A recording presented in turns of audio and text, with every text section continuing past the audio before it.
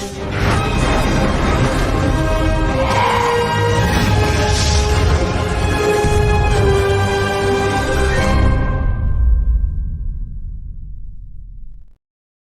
we are live. Well, welcome everybody to a kind of impromptu review of Ant-Man and the Wasp: Quantumania. Catherine and I kind of I think yesterday, decided let's just do a review like we did like some of these other movies at the end of last year, which was really fun. So I'm looking forward to getting into Quantumania. I just saw it this morning. I happen to really like this movie, and I think that's going to be, it's super divisive over the internet. Obviously, if you run in our circles of film fandom, you've already seen that. Critics hate it. Half of the movie going audience seems to not like it.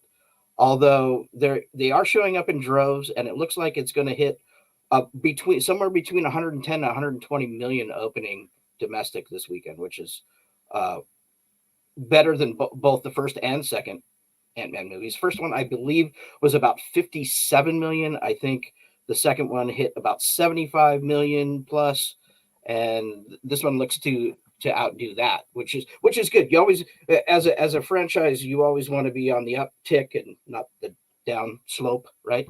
So it looks like that's good for the Ant-Man franchise. Although, if you talk to some critics, are saying that Marvel has lost its luster or lost its magic a bit, and I think that has several reasons for that. We can go into that later, but I just want to welcome everybody here. Scotty R37 is joining us. Todd Michael's joining us. Catherine's here. Anybody want to say hi and have any initial thoughts on Ant-Man and the Wasp: Quantumania? Cat?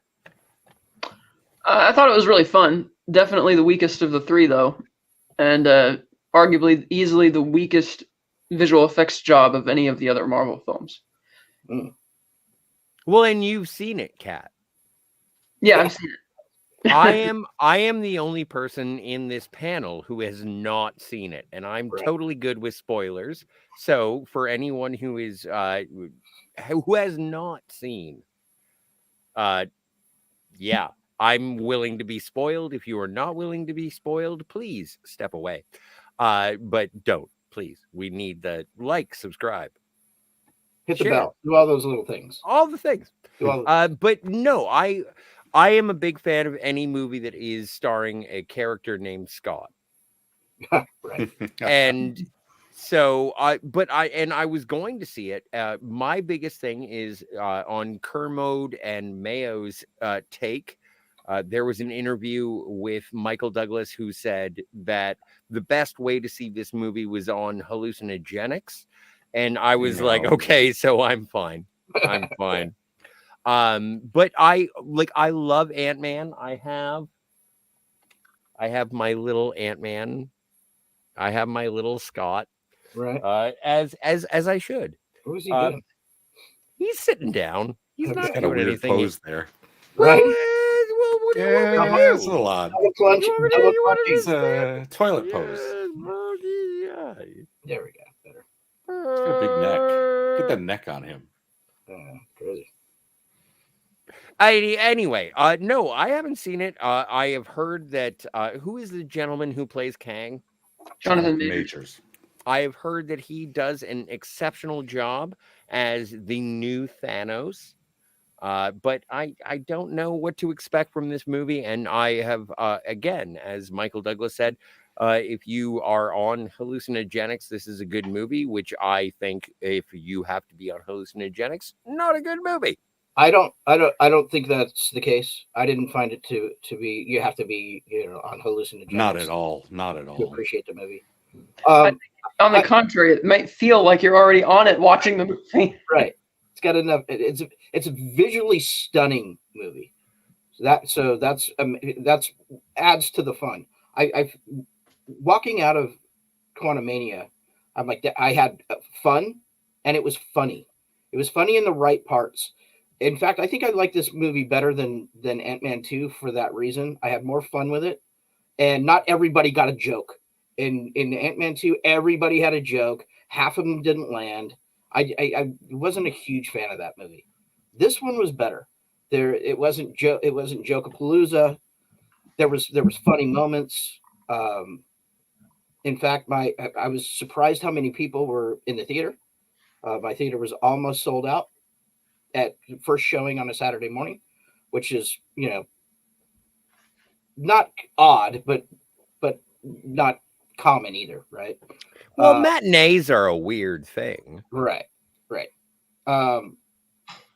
But I really enjoyed the film.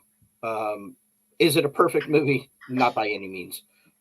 There's plot holes, but there's half a dozen Marvel movies that have plot holes all over them. Wakanda Forever had plot holes all over it and didn't make any sense. And we'll leave that for another time. But so there's some plot holes in there that are pretty glaring. I have a feeling that if you were a huge fan of comic book MODOK, that you didn't like this version, and nor that probably carried over to not liking the movie as a whole. You may not have gotten past that part. It fell funny for me. It fell on me right. I think I got the joke. A lot of people, I think, didn't get the joke or didn't want to get the joke because it was such a departure from the MODOK they know from the comics. I have so many questions about the MODOK, though, because I was always under the interpretation that MODOK was oh my stars, what is the name of the gentleman who was the scientist in Captain America, the First Avenger, and then in Captain America Civil War? Zoloft. Yeah. No, Zola? I don't think there's any relationship there. No. I see visually, comic-wise, why you might think that a little bit, but no, you're talking completely unrelated. Yeah, MODOK was created by the AIM, the Advanced Idea Mechanics Group, that popped up briefly, I think, in Iron Man 3. Yeah. Yes. And then so there, and also, I mean, there's a version of MODOK that was a very minor bad guy in the comics as well. So I think that's where they've kind of taken this from. But this is by far, even if you didn't like this version, it's still not as bad as the Hulu Patton Oswalt TV show MODOK, which was I watched a little bit. I watched a little bit of that, and the only thing I liked about it is that's apples and oranges, though. Yeah. But the only thing I liked about that is that John Hamm played Iron Man. Yeah. Of course you did. Of course. John I thought MODOK, the animation was pretty bad. It was pretty goofy. Like, you should have just kept the shield thing on your face the whole time. And it's like, I get kind of the plot logic they're trying to go with that character, but that character arc is just really cringy. It's like, I have to agree with Kat here. I thought visually, once that mask came up, the effects were horrible. I thought he was cringy. I thought his humor was inappropriate. I would have removed the entire character completely. Oh, and by the way, spoilers for Ant-Man. Everybody can rewrite their own film, right?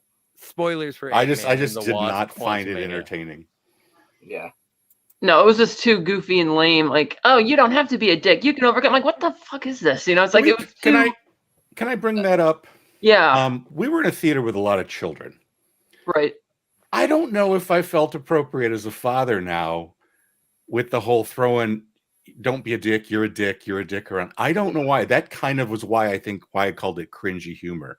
I don't know why. I don't know I'm assuming this was PG-13 for the violence, but maybe, yeah. I thought that was odd for a Marvel movie. Maybe I'm just forgetting a lot from previous Marvel films. But I just thought that was really odd. That character especially just constantly was throwing that being a dick out, not being a dick. I felt it was overused at the end. So so they went back to the well one too many times with that with MODOK for me. So I understand that. Well, but go ahead, Cap. Well, also the fact that it's Darren Cross. It's like, yeah. Oh, it's like all is forgiven because it's like, I get that the reason he's homicidal in the first Ant-Man is because it's a side effect of whatever the drug thing he's taking, but he's still a bad jackass guy. Right. But now suddenly, oh, you're a hero. We love you. Oh, and it's like, and even when Hank has that response to seeing him, it's like, really, this is what's going to cause you to, your jaw to drop opposed to everything else you've seen down here. Well, that's what that logic didn't make sense to me either. Like from what we got from Corey Stoll in the first Ant-Man, like everybody's telling him not to be a dick, and then what it takes Cassie once or twice to say don't be a dick, and now he's a good guy. So that turn didn't make a lot of sense. All right, me in the movie.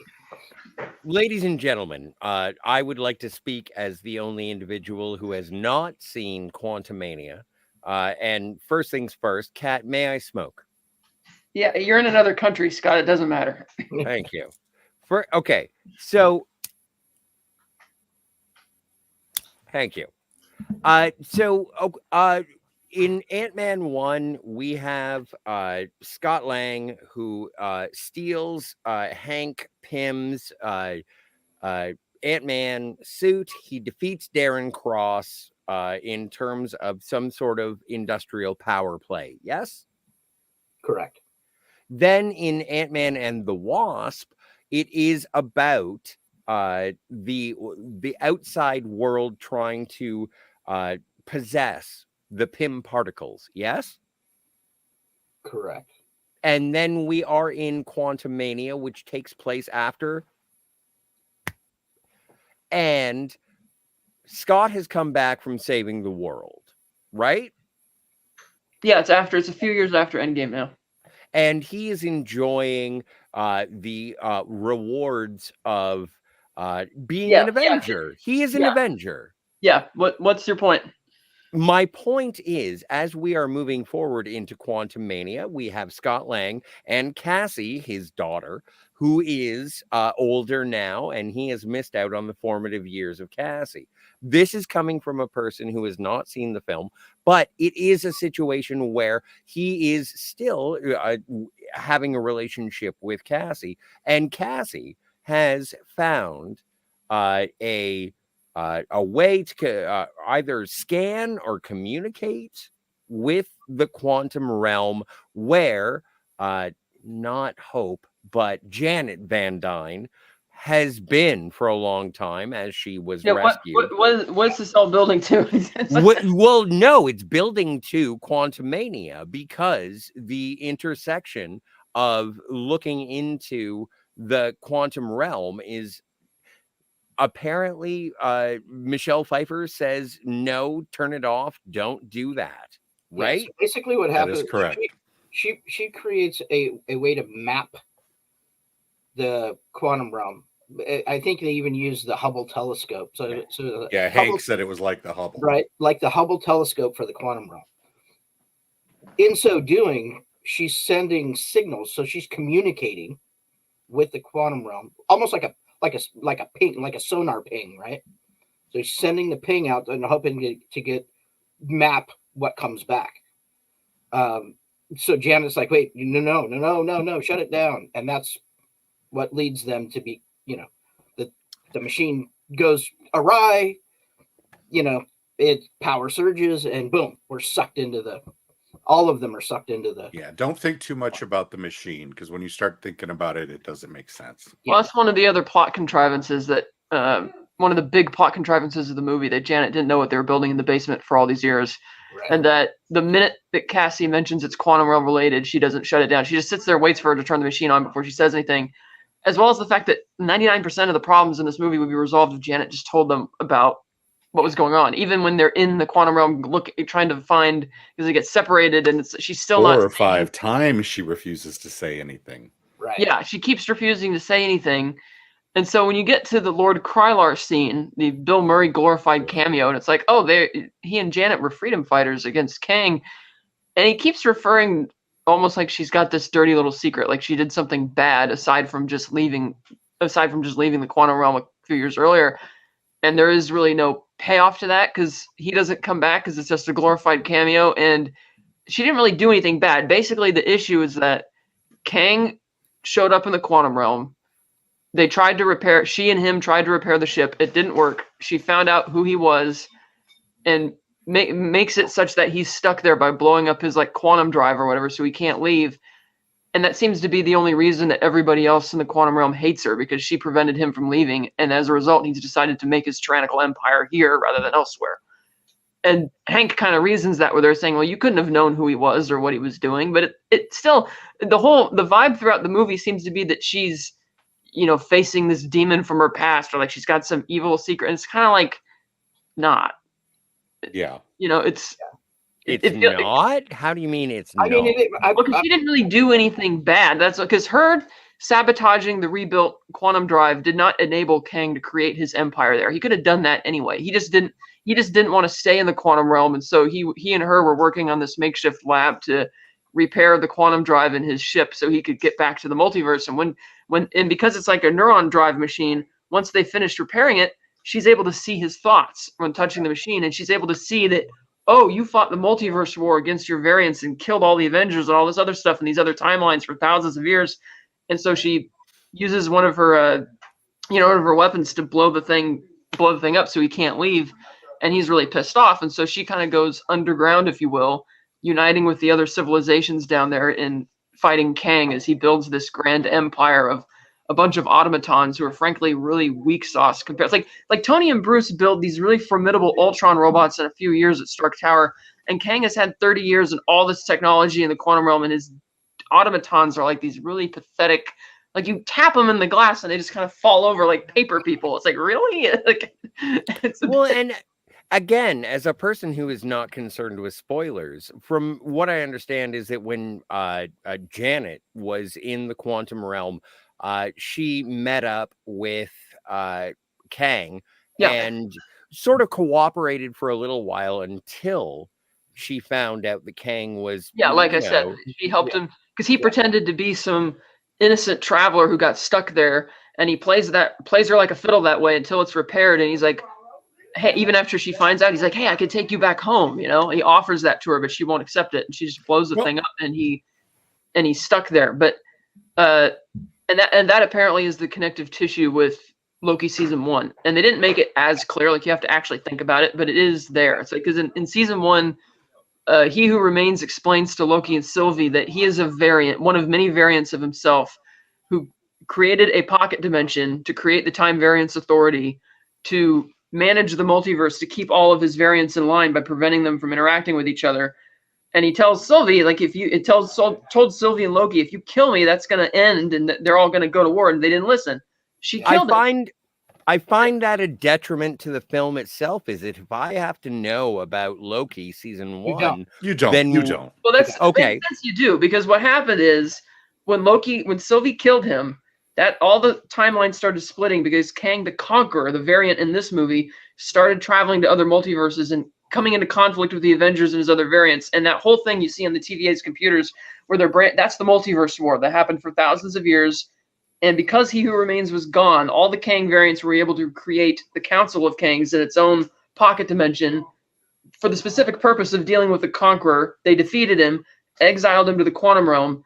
And that's why the mid-credit scene is them celebrating, because they found out that the Conqueror is now dead. And because He Who Remains has not been replaced, there's nothing stopping them from meeting in their little pocket dimension, because there's nobody, riding the timeline anymore because of the ending of Loki. You don't need to see Loki to know. You don't need to know any of that for this film, though. You're introduced to Nathaniel Richards as a person essentially in an escape pod crashing into the subatomic realm. She finds him, saves him. He's not clearly, visibly doesn't look like Kang. He's just a man. Just a dude. Yeah. With the way they choose to do the scars on his face to mimic the comic look. Yeah. But I mean, we get that brief little bit when he talks about the multiverse once things start to, get moving later on. But I don't think you need to know that you don't need to know the Loki stuff. No, I don't think so. From Janet's point of view, yeah. It's a brand new person she's just met, and she's just happy he looks human. It doesn't form a lot about the Kang arc, though. Well, it And forms also- the connective tissue in explaining how this like how these Council of Kangs even exists, how the Conqueror is even able to travel between the multiverse. That's kind of where how that part of the story that's the connective tissue with Phase 4. You don't have to know that to understand any of the plot line in. May I have, again, I'm an individual who hasn't seen the film. May I have a plot line? Well, the plot of the movie in general is that Cassie made this machine. Yes. She sends a signal down to the quantum realm. Janet tries to stop her, but they're not successful. They get sucked in there and they're separated. So Scott and Cassie are off by themselves in one section. Hope, Janet, and Hank are in another section. And Janet tells Hank and Hope to just shut up and follow my lead. And she decides we have to go find this guy, her old friend Krylar, because if anybody knows where Scott and Cassie are, he will. Is that Bill Murray? Yes. Yes. Meanwhile, How's Bill Murray? he betrays her. It's implied that they had a relationship and that they were freedom fighters against Kang, and then he sells them out to Kang's forces. And she's like, "How could you?" And he says, "Well, he can be very persuasive." And it's just basically a one-off cameo that they don't revisit. But she and Hank, Nothing is point, Wasp seen. We just hear about it. right at that point, Wasp is like, "I'm done listening to this bullshit." She revolts, enabling them to escape Krylar, and then they continue their journey to try and they steal Krylar's ship, and they're still going up in the search for the Langs. The Langs, meanwhile, get captured by these underground resistance fighters who've been fighting Kang for years. And the fact that they know Janet, they're like, "You've heard of Janet?" And they're like, "What, you guys have heard of her?" And they hate her, and we don't really know why. And frankly, the movie does a really good job in the first hour building up the threat of Kang and doing the cross-cutting between these storylines to build the tension of that, Kang is coming and that Janet's got, why did they know Janet? What's this dirty little secret she's got? Which is why it just felt underwhelming to me about the halfway point when you find out that the only thing she did was stop Kang from leaving. It's like that doesn't, because again, him not being able to leave is not what enabled him to build this oppressive empire, the Quantum Realm. He could have done that anyway. He just needed her help to repair his ship, and it's only when she found out who he really was that she destroyed the ship again. And so it's like everybody in the Quantum Realm kind of hates Janet simply because she prevented Kang from leaving, and now they have to, Well, I think maybe it's twofold. I think it's one, prevented him from leaving, but two, then left the fight. That's right. Yeah, she left because Hank came down and saved her. Because obviously she and Krylar were, the leaders of this resistance. Or she was there for among the 7 through 2018, according to the Marvel timeline. So she was there for 31 years. 31 years, yeah. And then she just left. But the movie, I mean, I found it was suspenseful in that way, but I think from a visual effects standpoint, I'm not sure if they used it didn't look like the volume to me. It looked like green screen and blue screen, because I think so. In this movie, more than any other Marvel movie, it was obvious that they were standing on a blue screen set. Like, especially 90% of this film is shot in front of a green screen, I think. Yeah. Right, and like especially Hank before he gets his disguise costume, like when he's wearing his plaid shirt, like none of that looks like he's actually there.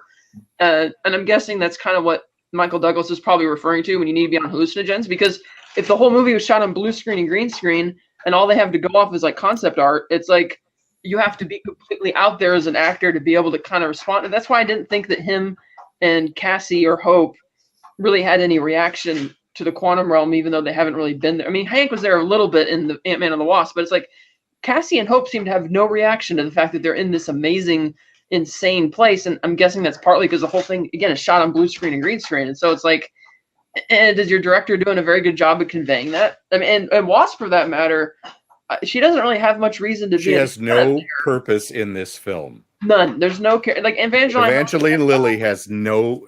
You could remove her completely and nothing would change, really. Yeah, and she's like, "Oh, my character's arc is about you get to see her not as confident and dealing with vulnerabilities." I'm like, not being told by Janet what's going on is not vulnerabilities. This is you, like, not believably in the script pushing her for answers and just kind of lollygagging along. And really, none of the characters, not Cassie, not Scott, not Hope, not Hank, not Janet, none of them have any character arcs in this movie. And that way, it feels like an issue of the week of a comic book, but that's not entirely a bad thing either, because I still enjoyed it. It's just that the potential was there for it to be a lot better. And as much as everybody's praising Jonathan Majors, I mean, yes, he did a good job, but much like He Who Remains, he just monologues a lot. He doesn't really do anything. And To me, Gravitas, though, here's Cat. the thing, though. Gravitas. And it But works. to me, he's a one-dimensional character because we don't know where he came from. We don't know why he went on this multiversal conquest to begin with. We don't know really what drives him. Like, we get that he wants revenge on the Council of Kangs for exiling him. Okay, but why were you Right. exiled? Why did you go to war with these people instead of like nothing? I mean, that kind of informs you about how badass. I mean, obviously he was badass enough to cause a lot of havoc, but not badass enough to not get exiled and stranded in the quantum realm. Right, but Right. that's another thing is that his forces are rather meager. I mean, they're high in number, but it's like this is the guy who caused a problem for all of those other kings who did. I'm like, I don't. That's why when you get to the post-credit scene, which I take it is sourced from the upcoming season of Loki, where you have Loki and Mobius in the Yes. 1920s Right. watching Victor Timely, one of the Kang variants, demonstrating the machine that he built, which is supposed to. That's what enabled him to enter the multiverse to begin with, and he's talking about it. And Mobius is looking at him. He's like, "This is the guy you're talking about, Loki. He's kind of like a dimwit. He's not intimidating at all." And Loki's like, "Trust me, he's evil." And to me, it didn't work because it's like the mid-credit scene was kind of like a bunch of college frat boys at a college football game. It wasn't intimidating. It was very The goofy. Council of and funny. Kangs was a bit weird. Yeah, it's like it was very goofy. It's not intimidating. And then I had the same thought that Mobius did. Like, I'm not really believing. Like, the movie didn't show the Conqueror to do anything that felt like it would have been a legit threat to all these other Kangs. And it's like, and it was goofy enough that like this is the big bad for the rest of Phase 4, 5, and 6, or the big, really. It's like. Because again, it's more monologuing, and yes, Jonathan Majors brings a lot of gravitas to that role, but it's him talking about what he's doing. Like the resistance fighters, they're talking about how there's all this oppression, but we don't really see what the oppression is. It's just kind of, we're just told there's a freedom fighters, and we just have to kind of roll with it. Yeah, you just gotta. Yeah. All right, I have many things that I would like to, as a person who hasn't seen this film, I have many questions. But what are your positives? Okay, positives, again, I like how they were building up Kang as a potential threat. I like the cross-cutting and the suspense that's built in the first hour.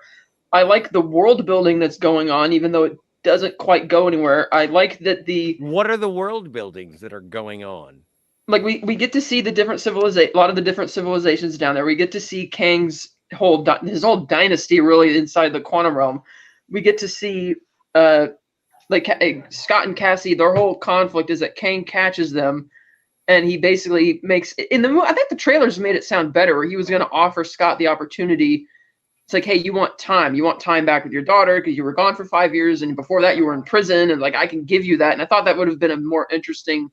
That was the heart of what the heart of the film should have been. Yeah, instead it's just Kang starts torturing Cassie. They just not. They didn't execute it the way It's felt. Marvel, typical Marvel. There's these elements that are amazing, but it's not. You got to focus in on these very simple subplots. And Marvel films don't like to do that. They like to go with, oh, we got to get to that next action piece. Oh, we got to get to the CGI orgy. Right. And that's kind of why I was generally disappointed in the way it plays out, because it's like, oh, we got to get to the CGI orgy at the end. And right. And it's kind of like the notion of that should have been the heart of the film. That would have connected it thematically with the first two, because in the first movie, Scott's conflict is that he has to prove to his ex-wife that he's got his shit together so he can have time with Cassie again. And the second one is he's having to fight to respect his house arrest terms and not get caught violating them. Otherwise, he's going to go to jail and not be with Cassie anymore. Both are down-to-earth, relatable, character-driven stories. Here, it would have been a character-driven story if they made it about that threat that Kang dangle this in front of him. I can give you your life back and the life of Cassie that you wanted if you help me do this. And he could have exploited Scott's lack of knowledge for who Kang really was. I mean, that's there, and Scott does take the deal. Yeah, he takes the deal, but he seems like he's taking it more so because Kang starts torturing Cassie, and he just wants him to stop, as opposed to the devil, and here I'm going to make a deal with the devil. I'm going to give you the greatest thing you've ever had, what you've always wanted. And Scott does get angry about the fact that Kang reneges on the deal after he gives him what he wants. What deal? The deal is Scott has to go to. So when Janet blew up Kang's ship, she didn't blow it up. She didn't blow it up. She supersized the quantum shell, and that Battery. creates this kind of Better term. it kind of interacts with a lot of junk science that it creates this little mini dimension of what's Technobabble. called the law of probabilities, where you go in there and kind of like that scene from The Matrix Reloaded where Neo is talking to the architect, and on the TV screen you see all the different possible reactions Neo can have. Well, when Scott goes inside this thing, you see all of these billions of clones of Scott start showing up, all the different ways he could react to it, and Scott has to work to shrink the quantum drive with his, Ant-Man technology to give it to Kang. He eventually succeeds in doing this by getting all of the thousands of Ant-Mans to unite around their shared goal of wanting to save Cassie because they all love her. There we go again. We've got the elements there, but they're just not focused on to the depth they should have been. Yeah, so he gets all of them to unite using their little weapons to shrink this quantum drive, and Kang shows up afterwards to come and get it. Janet shows up at the same time as well, and you have this kind of meeting of the minds that should have been a great meeting of the minds. Instead, it's a really slow scene where Kang just uses his powers and he just snaps the thing away from Scott, reneges on the deal, and takes Cassie away and leaves Scott behind with Janet and Hank and Hope, and just kind of screws him over. You guys are done. And Scott is so pissed off that he's like, oh, you reneged on the deal. So he decides to try and help he wants to go back and break into the city to save Cassie. Whereas Cassie in this movie, who's somebody who always wants to help out other people no matter what. Like when they first get caught by the freedom fighters in the beginning, Scott is just concerned about going home. And she's like, Dad, we have to help these people. And he's like, why? We just need to get out of here. She's like, just because it's not happening to you doesn't mean it isn't happening, that we shouldn't help. And so she's the one who breaks out of captivity from Kang's jail cell. She frees the imprisoned freedom fighters, gets out this message to tell everybody, look, you're more powerful than him and he knows this. Just start now. And you have this big revolution for like Todd Michael said, the race to the big CG extravaganza climax. And it's, Scott shows up and he keeps saying, you had a deal, blah, blah, blah. And I'm thinking, I feel you could push this idea of that emotional conflict a much better rather than just having it be the CG extravaganza of all the freedom fighters fighting all the automatons. And eventually Hank, who's just kind of also been there for the ride. Oh, are we going to get to the Deus Ex? Yeah, it's like there's a plot. Okay. The biggest plot contrivance of the movie is that at the beginning, Hank shows that he and Cassie have been working on these ants, and they're highly advanced compared to all the other ants that he's ever had before. Techno ants. And they get sucked into the iron quantum ants. Yeah, Iron ants. they get sucked in with the rest of them, but because the plot demanded it, into a pocket dimension where they lived for thousands of years and created this technocratic empire. And for no explanation, they're suddenly at will able to leave that pocket dimension, enter the rest of the quantum realm, and Hank uses them to completely destroy Deus Ex Ant Attack. Kang chastises them after he thwarts the revolution. He's like, what are you? You're just a goddamn Ant-Man. All the fuck you do is control ants. And then Hank just shows up with billions of automatons that just swarm everything and apparently seemingly kill Kang at first. And it's like, like Todd Michael said, it is the biggest Deus Ex Machina, one of the biggest of the Marvel Cinematic Universes, really. And of course, that doesn't entirely work. It seems to at first. The heroes go to depart through the portal to go back home, and Kang stops Ant-Man from going through, and they get in a big fight. Hope jumps back through the portal to save him, and it's not really clear how Kang dies. He kind of crashes into, like, what was it, the engine core or something? He blows up. I think he shrank. I think he shrank back to the same size before Scott saved the device. Yeah, I personally don't think he's dead. Yeah, I don't think he's dead. I think he's just been gone. Yeah, because then in the mid-credit scenes, but the mid-credit scene where there is the Council spoilers, the Council of Kangs, where they have like the superior Kangs. Like, again, I'm not concerned with spoilers, so I've been watching all the spoilers, and there is like an arena of Kangs. It's right out of the Avengers in the 80s when they were they literally take some panels of all the and unfortunately it's been done now in Rick and Morty so much that all I could think of was the Council of Ricks from Rick and Morty while we're watching this. I do enjoy using swear words, so fuck Rick and Morty. But what I'm asking, Todd Michael, is do you think that the Council of Kangs is something that opens up a is it something that makes it so that there is no recourse? There is an infinite level of anger or recourse from the Kangs, that no matter what anybody does, we're gonna end up getting to a focal point where there is going to be whatever the Avengers eventually be. Are they like, does it matter? Does it matter? The Council of Kangs matter? Does the Council of Kang matter? I think it was a mistake to show them this early. If you are not familiar with the comics, if you're coming at it only from as an MCU viewer, you're going to be like, what the hell was that? And it's not, you got to understand, it's not only Kang, they went to variants of Kang I could not believe. Yeah. Rama Tut, when he was a pharaoh, Immortus. I mean, they had speaking roles in the clip. So it wasn't like they were just background characters. There were a lot of weird variants, like, the Loki variants. You could see a few of them in the huge CG crowd stadium scene. But I think as a viewer, if I was a newbie just only knowing the MCU, I would be like, I have no idea what any of this means. Well, I was able to follow, as somebody who has not read the Kang comics and was not familiar with who he was at all until 2 years ago with Loki's. I'd heard of the name Kang. I'd never read any of the stories, not familiar with the lore whatsoever. It was because I had seen Loki season 1 that I understood I'm like, so because Sylvie killed He Who Remains, that allowed the Conqueror to travel the multiverse, have the multiverse war, and that allowed all the variants to unite apparently in this cabal. Because throughout, I think one of the things that was frustrating also in terms of understanding the plot is that Kang throughout the movie keeps referring how he wants revenge against them. And even Janet asks, who's them? And they keep it a secret. I'm like, well, who's he talking about? And so the revenge for being exiled here. And then the mid-credit scene, we see, it's the Council of Kangs. And that's where I put the pieces together. I'm like, oh, okay. It's unintentionally because at first, coming off of a Multiverse of Madness, Boo! I thought for sure it was what he was talking about was the Illuminati. Oh, the Illuminati. Multiverse of Madness was a piece of shit. No, it wasn't. No, it wasn't bad.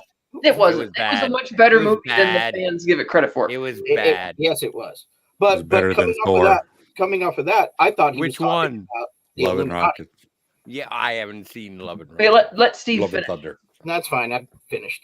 Keep talking. Yeah, but it's like we're arguing. It's fine. That's where I put the pieces together. That okay, so these people created the council to unite against the Conqueror specifically, and the only reason any of this is happening is because Sylvie killed He Who Remains.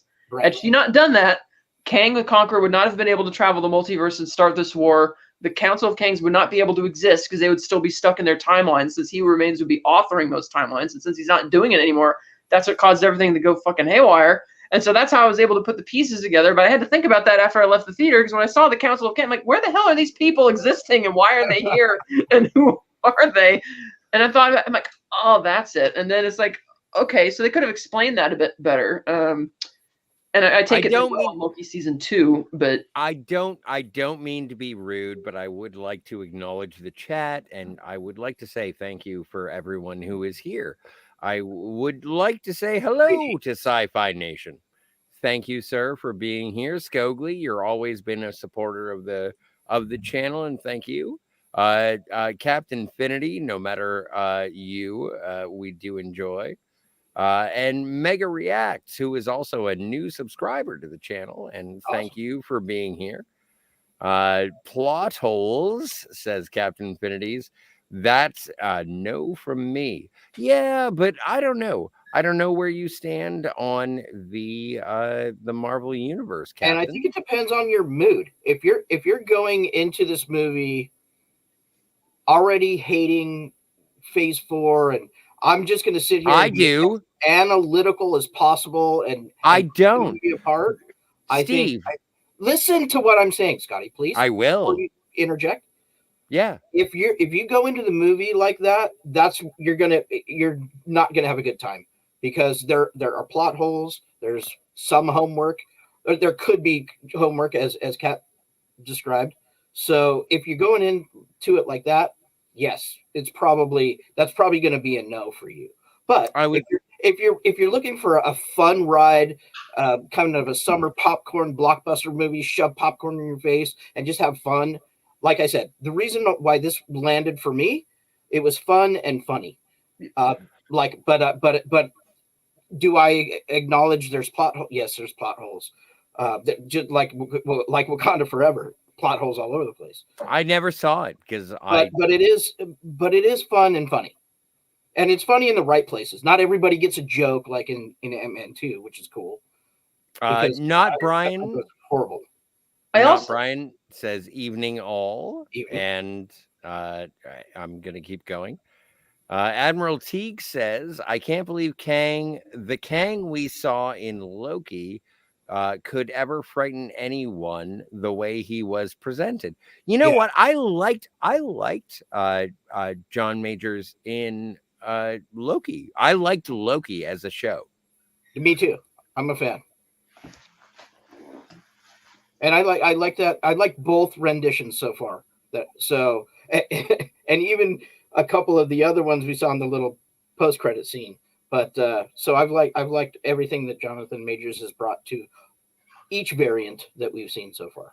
I like to call him John Majors because we're personal friends. Yeah. My friend Mike Delatorre from a Star Wars group says, I haven't seen it yet, but I was under the impression that it was going to be based on his desire to get back time with his daughter. Yes, that's what they should have been about. And they should have pushed that a lot harder and a lot further, I thought, than they did. It's there, though. It's definitely there. It's just not the focal point, which, like Kat said, should have been. RL says, would have been a little bit better if Luis was there. How do you guys feel about the lack of Luis? It would have been weird to have that. I like that. There was no place in the story for him. Yeah, there's no place for those three characters. But isn't Luis part of the Ant-Man family?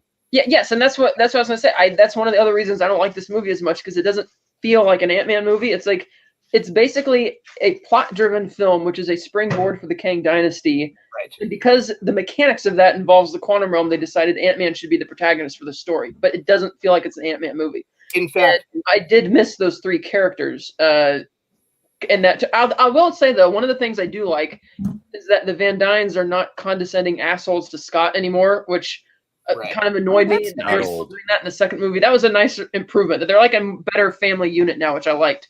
This movie is firing on all cylinders when it's Kang and Janet Van Dyne. Mm-hmm. Well, and apparently, and this is again as a person who hasn't seen it, it is a Janet versus Kang movie. Yes, I mean it's there. It's not a non Ant-Man movie, but it's not a Ant-Man only movie either. But Steve, isn't that a weird situation when you have the movie called Ant-Man and the Wasp and the main protagonist and antagonist are different from it is a little the title. It's not like we haven't seen that before. We've seen that tons of times. So example, it's weird, but it is weird. It is weird. I'm not going to pull it right here. And sorry, I don't have it in front of me. Well, no, but off the top of your head, do the research. But we've seen that before. But especially in this show, for some reason, I mean, you get Wasp a couple of times. She says "mom" a lot. She screams "mom" a lot, and then you see her like at the very end. At the very end of the show, the writers are like, "Hey, man, we forgot that this is called Ant-Man and the Wasp, so the Wasp has to come save Ant-Man at the end." It's yes to your question. Yes, it is. It is a little weird. But they were trying to do, and in this movie, they're trying to do so much. I think everybody gets lost a little bit because, like Kat said, they're using this as a springboard to further Kang into Kang Dynasty and then the rest of it. Okay. What homework would help me prepared? Okay, what were you going to say, Todd Michael? I think, hear me out here. Mm-hmm. I think if you would have focused on a couple different key subplots, The whole thing with Scott and Cassie should have been its own story. It was, but that should have been the misdirect, the B story almost, with Janet and Hank being the true Ant-Man and Wasp of the title of this one. I only say that because I like that idea. the scenes with Nathaniel Richards and Janet when he crashes, though it's implied that they had a lot of time together before she fixed the engine. She talked about Janet missing her daughter. She talked about missing Hank. So essentially, Kang knows Hank. Kang knows Janet. And the threat of Kang against Hank and Janet needed to be played up a bit more, because then it makes far more sense to have Hank pull his Deus Ex Ant thing at the end, really being the Ant-Man. Yeah.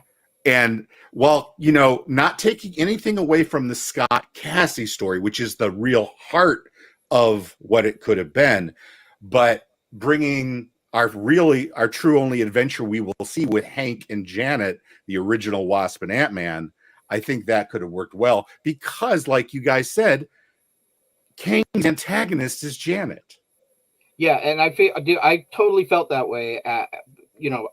Upon reflection, walking out of the movie, I'm like, oh, so Ant-Man and the Wasp: Quantumania is the original Ant-Man and the original Wasp. It wasn't Hope and Scott. It's Janet and Hank. Oh, definitely That's not the way Hope. I felt about it. Yeah. Hope did nothing. Yeah, and that's kind of where that. I do wish they kind of played that up. I mean, I did actually pick up on it before the flashback. I noticed that he kept checking his ears. I saw the earpiece and I kept checking it. I'm like, what's going on? And I knew it was common sense from screenwriting. The fact that they set up these ants in the beginning means something, but I didn't realize they got sucked in with him. And so I'm like, where are they going with this? And you're right, because Janet is the antagonist. She's the one that Kang has the biggest beef with, which is why they kind of push that more towards the climax than they do. And it was telling also when they said, you don't have ants here? No, we don't have those here. Yeah, and that's why they push the fact that they push her conflict with him more than the fact that he broke his promise to Scott, because it's much more like Tom Michael said, she is the antagonist for him, and that's like when he even sees Hank, it's like, oh, you're Hank, you must be Hank, I know so much about you, and it's like, oh, okay, I can see kind of where they're going with this, but it's still, I kind of wish they tied that in a little bit better, because it's almost like the film feels obligated to give Scott a lot more scenes and make him more or less feel like the protagonist simply because it's Ant-Man and his franchise.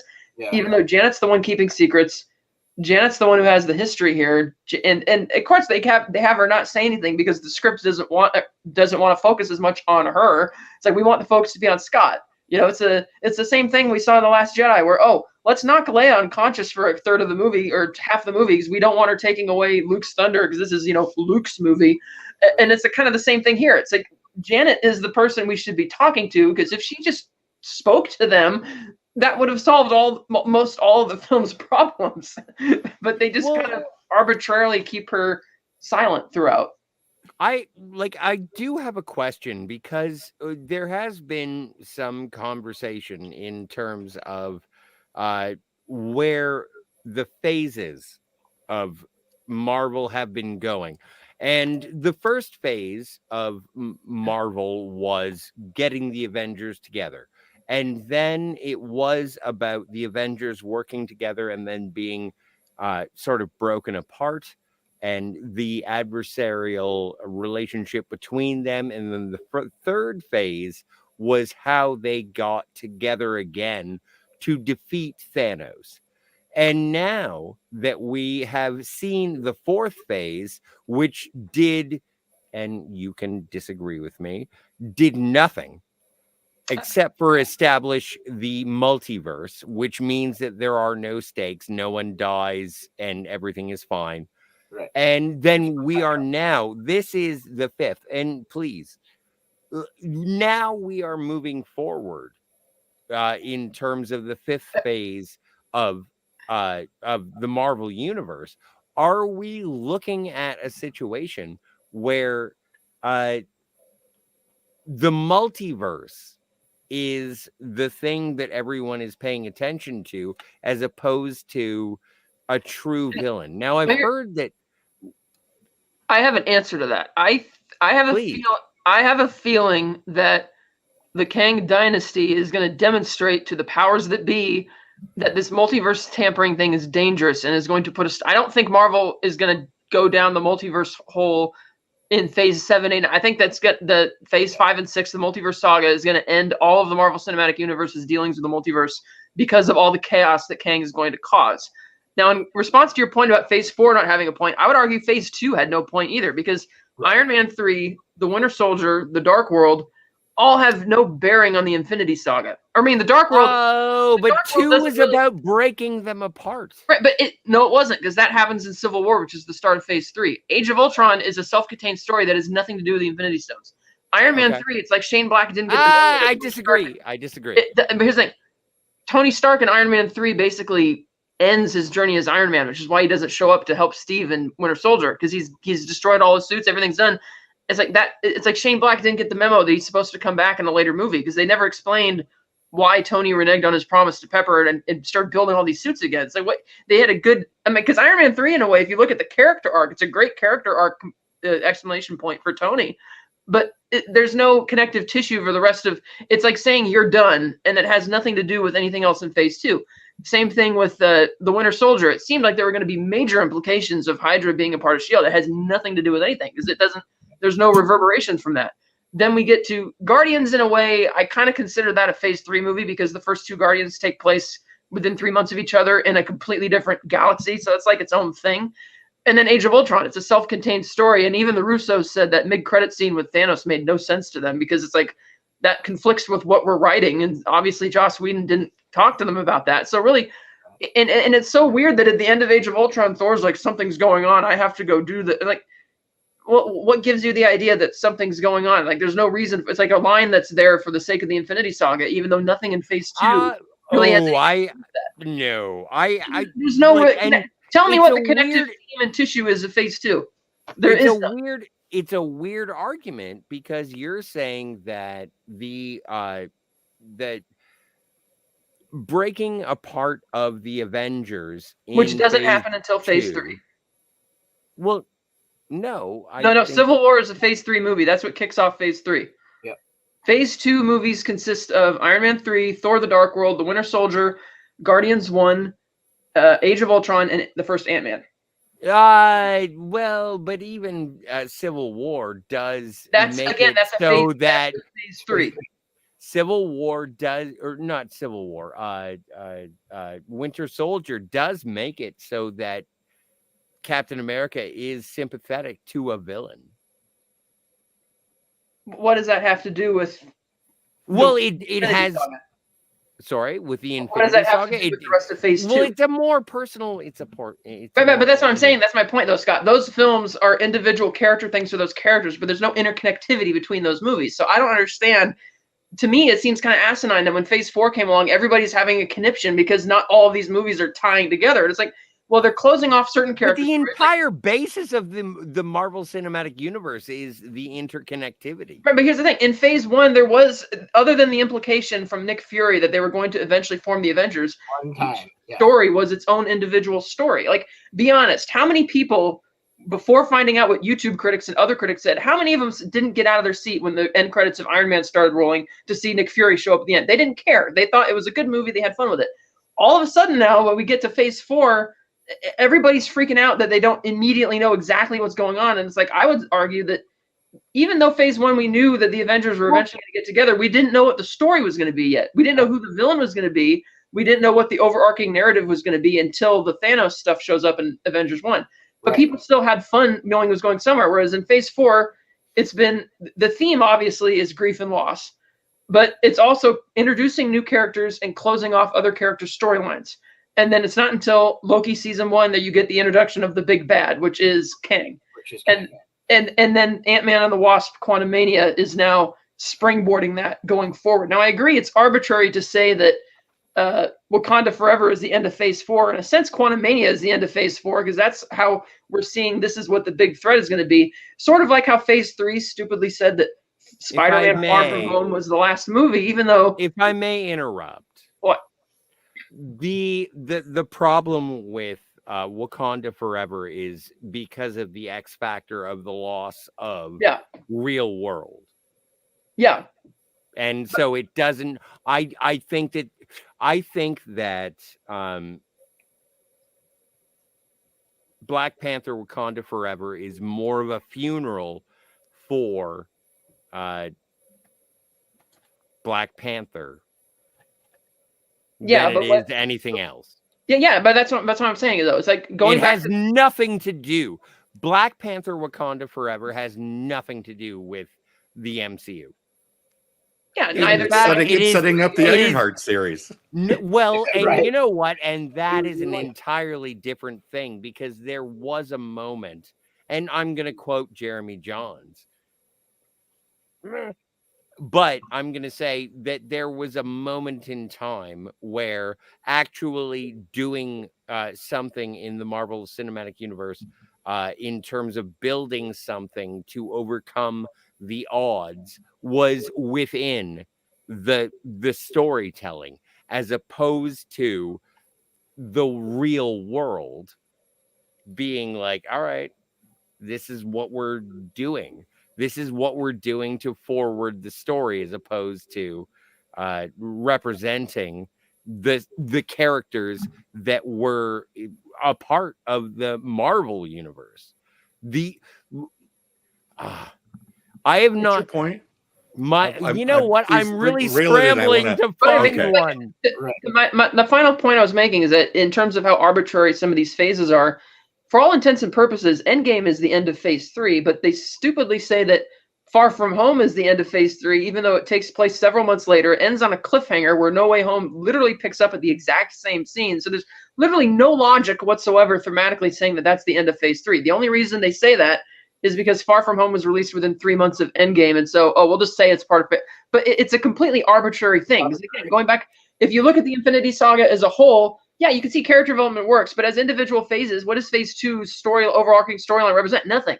It's just a few movies. I thought it was a galvanization of the Avengers. But what I'm saying is that each character does their own side story. Like Tony's story in Iron Man 3 is literally ending his journey as Iron Man. That's not conducive to Age of Ultron. Todd Michael, Steve, would you not say that Phase 2 of the Marvel Cinematic Universe was the coming together of the Avengers, even while they were a part of their own individual stories? I would say it's lore. It was lore building for the characters. It was like reading their individual comics. Yeah, that's how it was world building. Right, but I'm saying as a phase, it doesn't. Right. There was no overarching element. Right, and so just because we now know, thanks to Quantumania, where Phase 4 and all of this is going. It's just that Phase 4 is introducing all the new characters who are going to be a part of it, ending storylines like Wanda. You have the whole WandaVision show, which is about her grief over losing Vision, and then Multiverse of Madness is about her having to deal with that and the fact that she's going to lose her children if she doesn't give up this insane quest she's on. Which is why I thought that was a good movie for Wanda's character arc. Yeah. And so, but that's the end of her story. That's what combined WandaVision and Multiverse of Madness does. It's her ending of her storyline. Kind of like Hawkeye. As much as I hated that show, it's him sort of passing off the mantle, figuratively speaking, to Kate Bishop. And then we're seeing that in the other films that we're taking these characters along. And I agree. The only reason Wakanda Forever exists is because you could tell that everybody who worked on that movie was dealing with their own personal catharsis for losing Chadwick. And for that thing, I could say it's a positive thing that they made this movie that helps them. I can't believe even though as a story, who knows if they're, because the fact that they don't even know if they're going to make a third movie begs the question, why did you introduce all these new characters in Talocan if it's not going to have any bearing on anything? Now it might in some other capacity, but that's really the only outlier because that was the movie that obviously they didn't have any, they were going to make it originally, obviously Black Panther versus Namor. That would have helped. But now that once that happened and they decided to make the movie anyway, that's kind of the mixed bag. But all the other films to me are setting things up that's going to obviously cohesive with the multiverse. Just because they don't have somebody explicit like Nick Fury explicitly breaking the fourth wall saying, I'm here to talk to you about the Avengers Initiative. And I think just because it doesn't happen, I think you might see during Phase 5 that all of Phase 4 was taking place in different multiverses, each movie. So I wouldn't be surprised if we see that.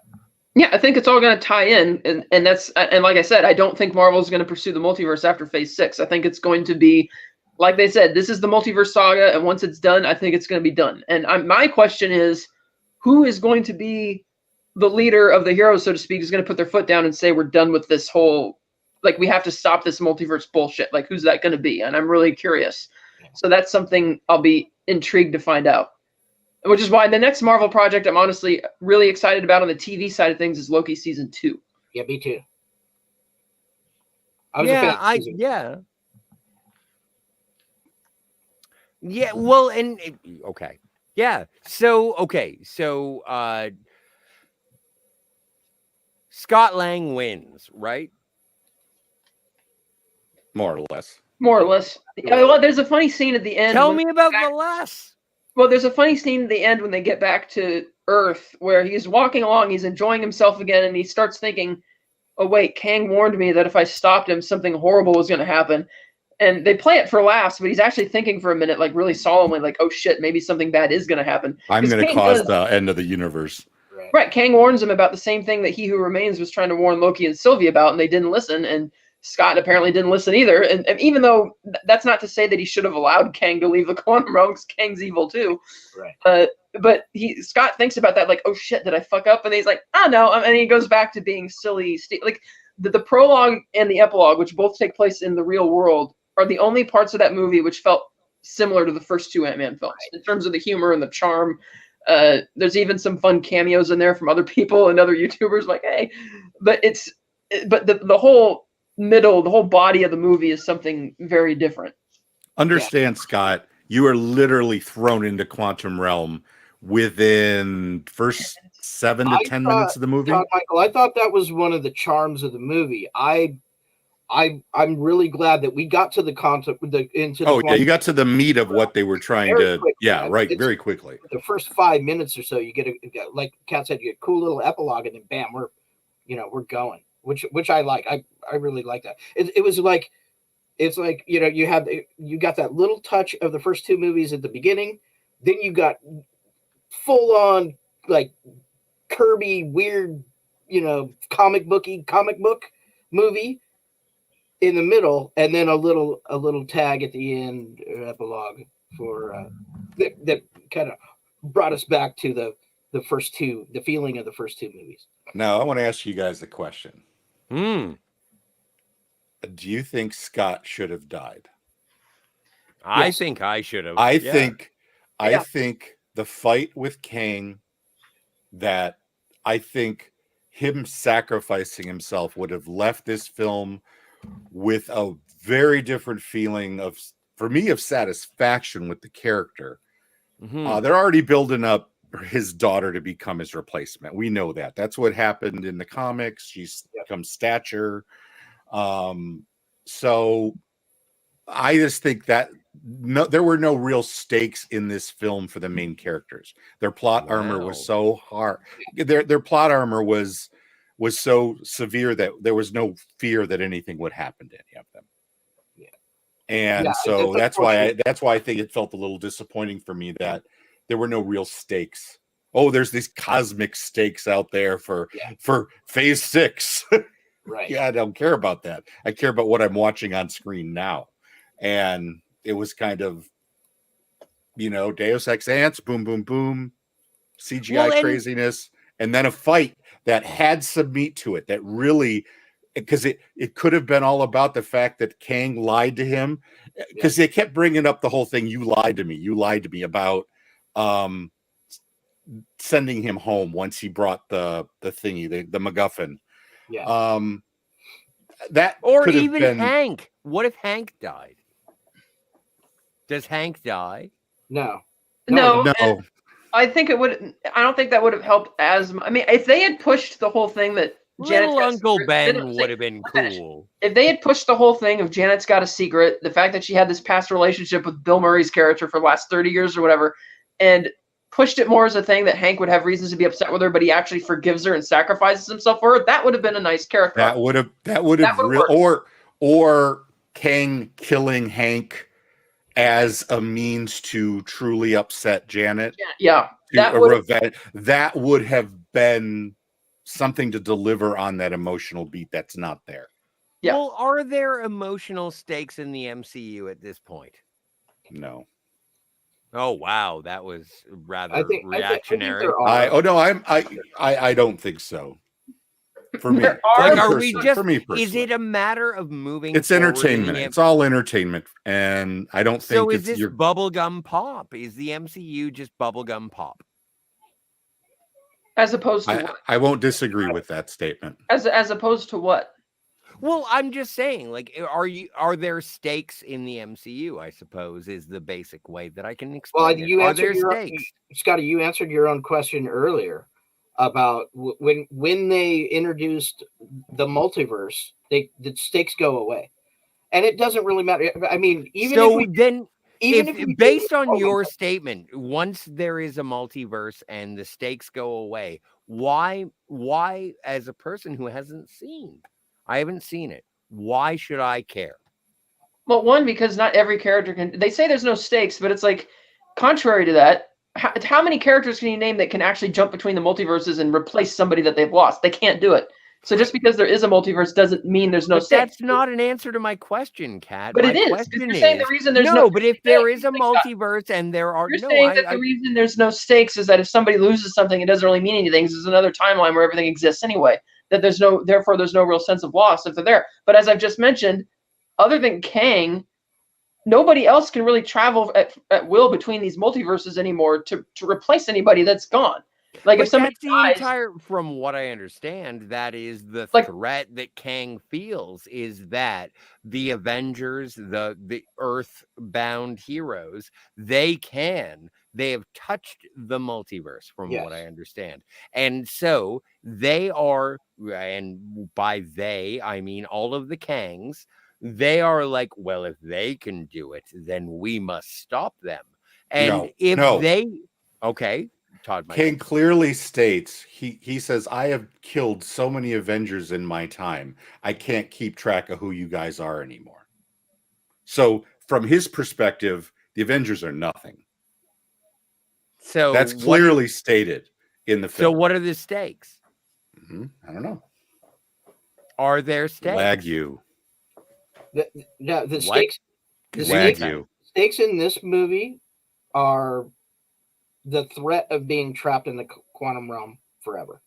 But yeah, that's but there's no. But there's for no me, who's not in the quantum realm, what do I care? I don't. You don't have to care. In fact, I don't. No, think I mean, no. But the Avengers are supposed to be defending me, so what do I care? They would never defend you. The Avengers, that's their job, is to defend me. No. They only defend Americans. You got Alpha Flight. I'm gonna tell Alpha Flight hasn't been introduced yet, so you're screwed. No, Sasquatch. Scott's going to be too busy trying to figure out how things connect to rationalize so the Avengers aren't going to bother saving it. Oh, I'm going to hang myself. No, but I'm just saying, in terms of, like, I don't understand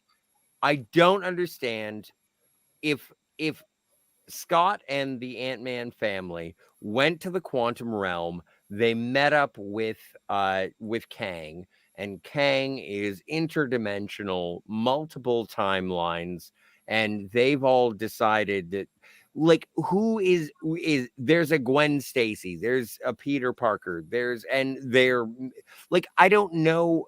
I do not know what the stakes are for the MCU moving forward. Please explain.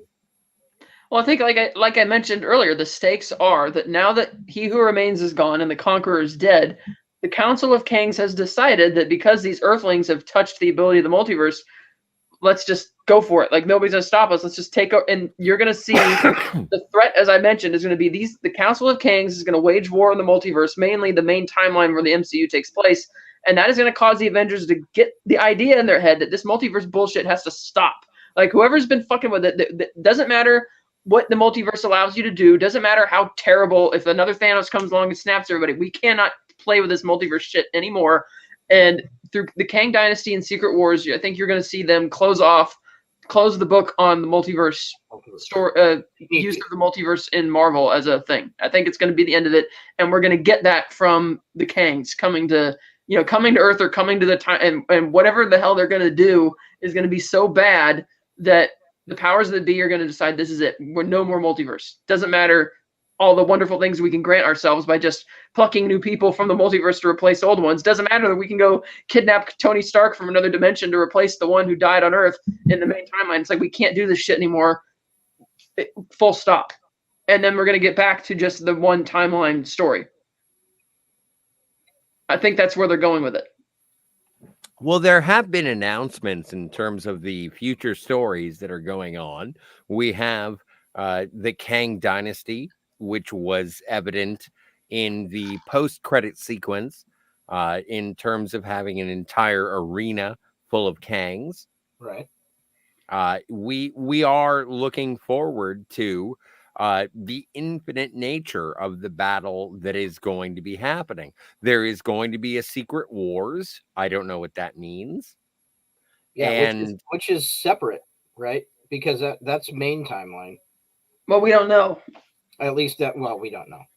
And now I'm, as a fan of the Marvel Universe, all of this has become Secret confusing. Invasion, right? It's all become confusing. No. Secret Invasion is a TV series that's coming. Yeah. Okay. Well, it's all MCU. That's why when he said Secret Wars, I wasn't sure. Yeah, Secret Wars is coming later so Avengers 5 is Kang Dynasty, and then a year later is Avengers 6 Secret Wars. But I don't know if that's going to be like Avengers Secret Wars. Okay, yeah. But I don't know if that's going to be like Infinity War Endgame, like a part 1, part 2 type of thing. I'm guessing it might be, but we'll see. They're introducing Marvel. Fantastic Four before all those. So they said Fantastic Four. John Hamm is Mr. Fantastic. But bearing in mind that with Bob Iger's recent announcements that they're going to slow the hell down, maybe these release dates don't count anymore. But Fantastic Four was supposed to come out sometime February 14th, 2025. Yeah, around the same rate. Wasn't that supposed to be the beginning of Phase 6? No, Deadpool 3 now is listed as the beginning of Phase 6. Interesting. Okay. I really loathe the Marvel Cinematic Universe now. I don't get why you care about whether or not there's connectivity. Because, like I said, nobody knew there was going to be connectivity with anything with the first Iron Man movie, and they all went there and loved it. Yep. I don't understand why. Something to complain about. Well, I do enjoy complaining. That is true. Thank you, Todd Michael. But no, I just like this was a situation where Phase 1 led to something. Phase 2 was an exploration of something. Phase 3 led to a culmination, and Phase 4 was a waffling. And Phase 5 seems to be there are no consequences. Phase 2 did not explore anything because it's just another chapter in the timeline. Phase 4, like I just mentioned, closed off a bunch of other character storylines, introduced a bunch of new ones for where we're going in the future, because that's the consequence of Endgame closing off a bunch of storylines, is that you need new heroes, you need new characters. And so Phase 4 is introducing a lot of characters, and through the Loki show and now Quantumania, we could see where they're going with this. Just because they have more characters, I don't get why every single individual movie has to have a tag scene tying it to something else to know what's going on. It's like, to me, it would be better if they made more standalone films that don't rely on interconnectivity, because then you could do what you wanted and make it a better script for whatever character you're writing, as opposed to having to worry about the checklist of how it ties into everything, Well, what would you like to see moving forward? Well, like, for instance, I admit that what I wanted out of this Ant-Man movie, I wanted it to be more like an Ant-Man movie, and it really, to me, it wasn't. It was a plot-driven thing that's a springboard for Kang and a story. And so I would have wanted. Do you find it frustrating or satisfying? I found the movie, like Steve said, it's a fun movie, but I think for my taste, for what I like out of the Ant-Man franchise, I think it could have been a lot better if it wasn't treated as, the whole Marvel symptom where we got to tie everything into everything else rather than letting it be its own thing.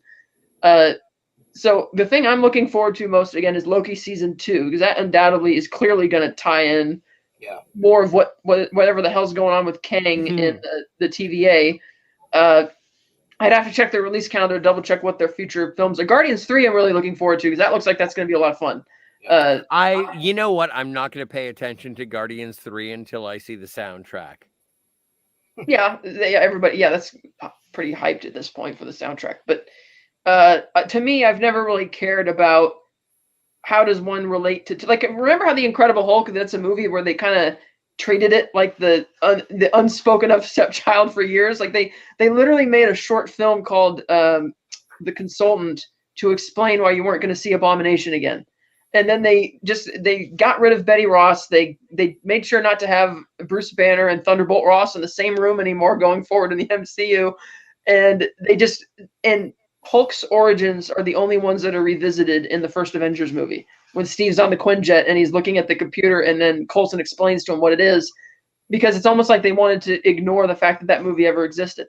So the fact that that's as close as Marvel's ever come to retconning something, especially since Mark Ruffalo's take on the character is vastly different than Edward Norton's, then to me it doesn't really matter whether they make a new movie which immediately connects to something or not. Because it's like if they're willing to almost retcon something out of existence, which they only recently through the She-Hulk show started bringing some of those things back, like with Abomination and stuff, that I'm not going to freak out just because I don't know off the top of my head instantly where everything's going. Like even in the first Avengers movie, I was not familiar with the Infinity Sagas. I didn't read the comics. So when Thanos shows up in the mid-credit scene and the emissary is talking about, to court the Avengers, death, it's like, I didn't know what that was referring to until somebody told me about the Thanos storyline trying to, impress Lady Death, as it were, which turned out not to even be the thing anyway, because they changed it to be about population control. And it didn't matter.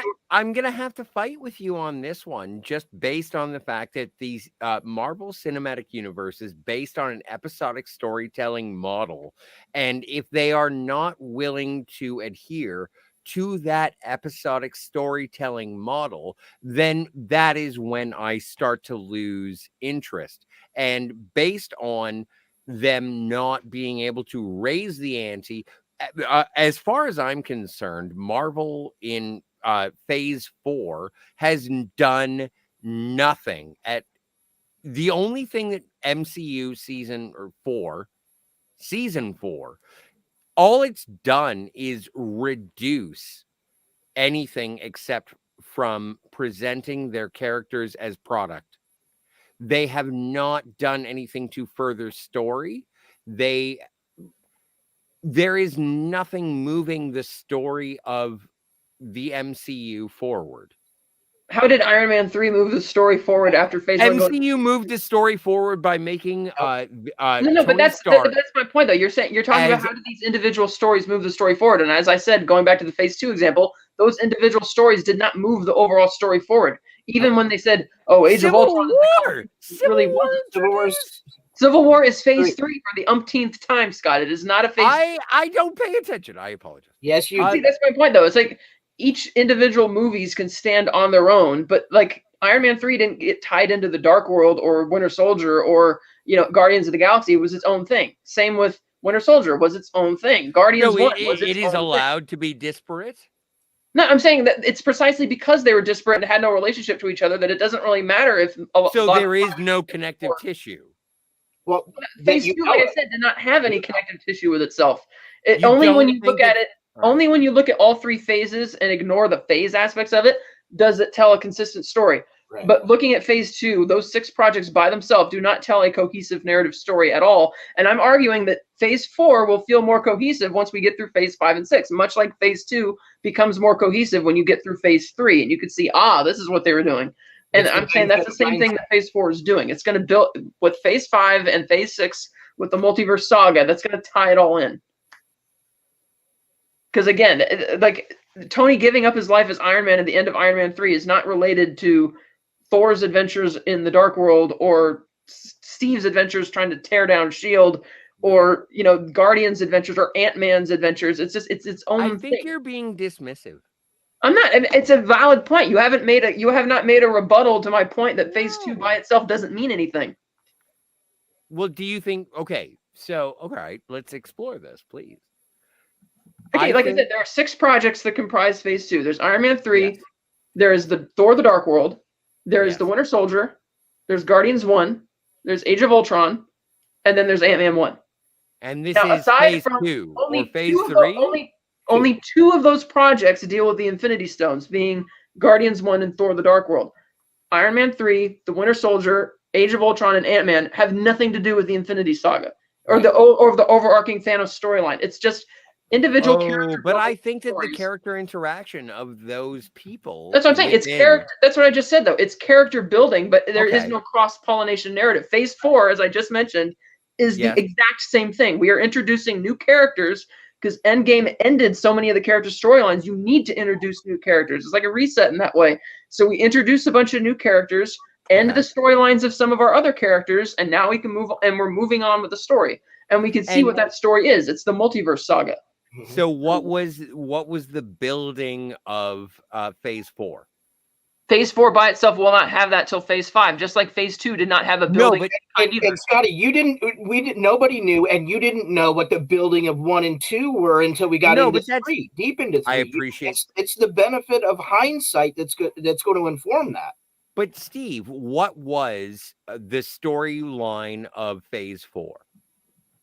Okay, what was the storyline of Phase 2? There was none. It's the same thing, right? I think it was Phase 2 was the interaction between the Avengers themselves. No, because they don't. The only movie in Phase 2 where the Avengers interact is Age of Ultron. They do not have any interaction in the other 5 movies that comprise Phase 2. No, but you get to explore the characters individually. Wow. Right, as an individual character building, but that has nothing to do. There's no overarching narrative to Phase 2 that connects all of those thematically or otherwise. It's just. It's its own individual stories, much like they not connect to each other. They don't connect.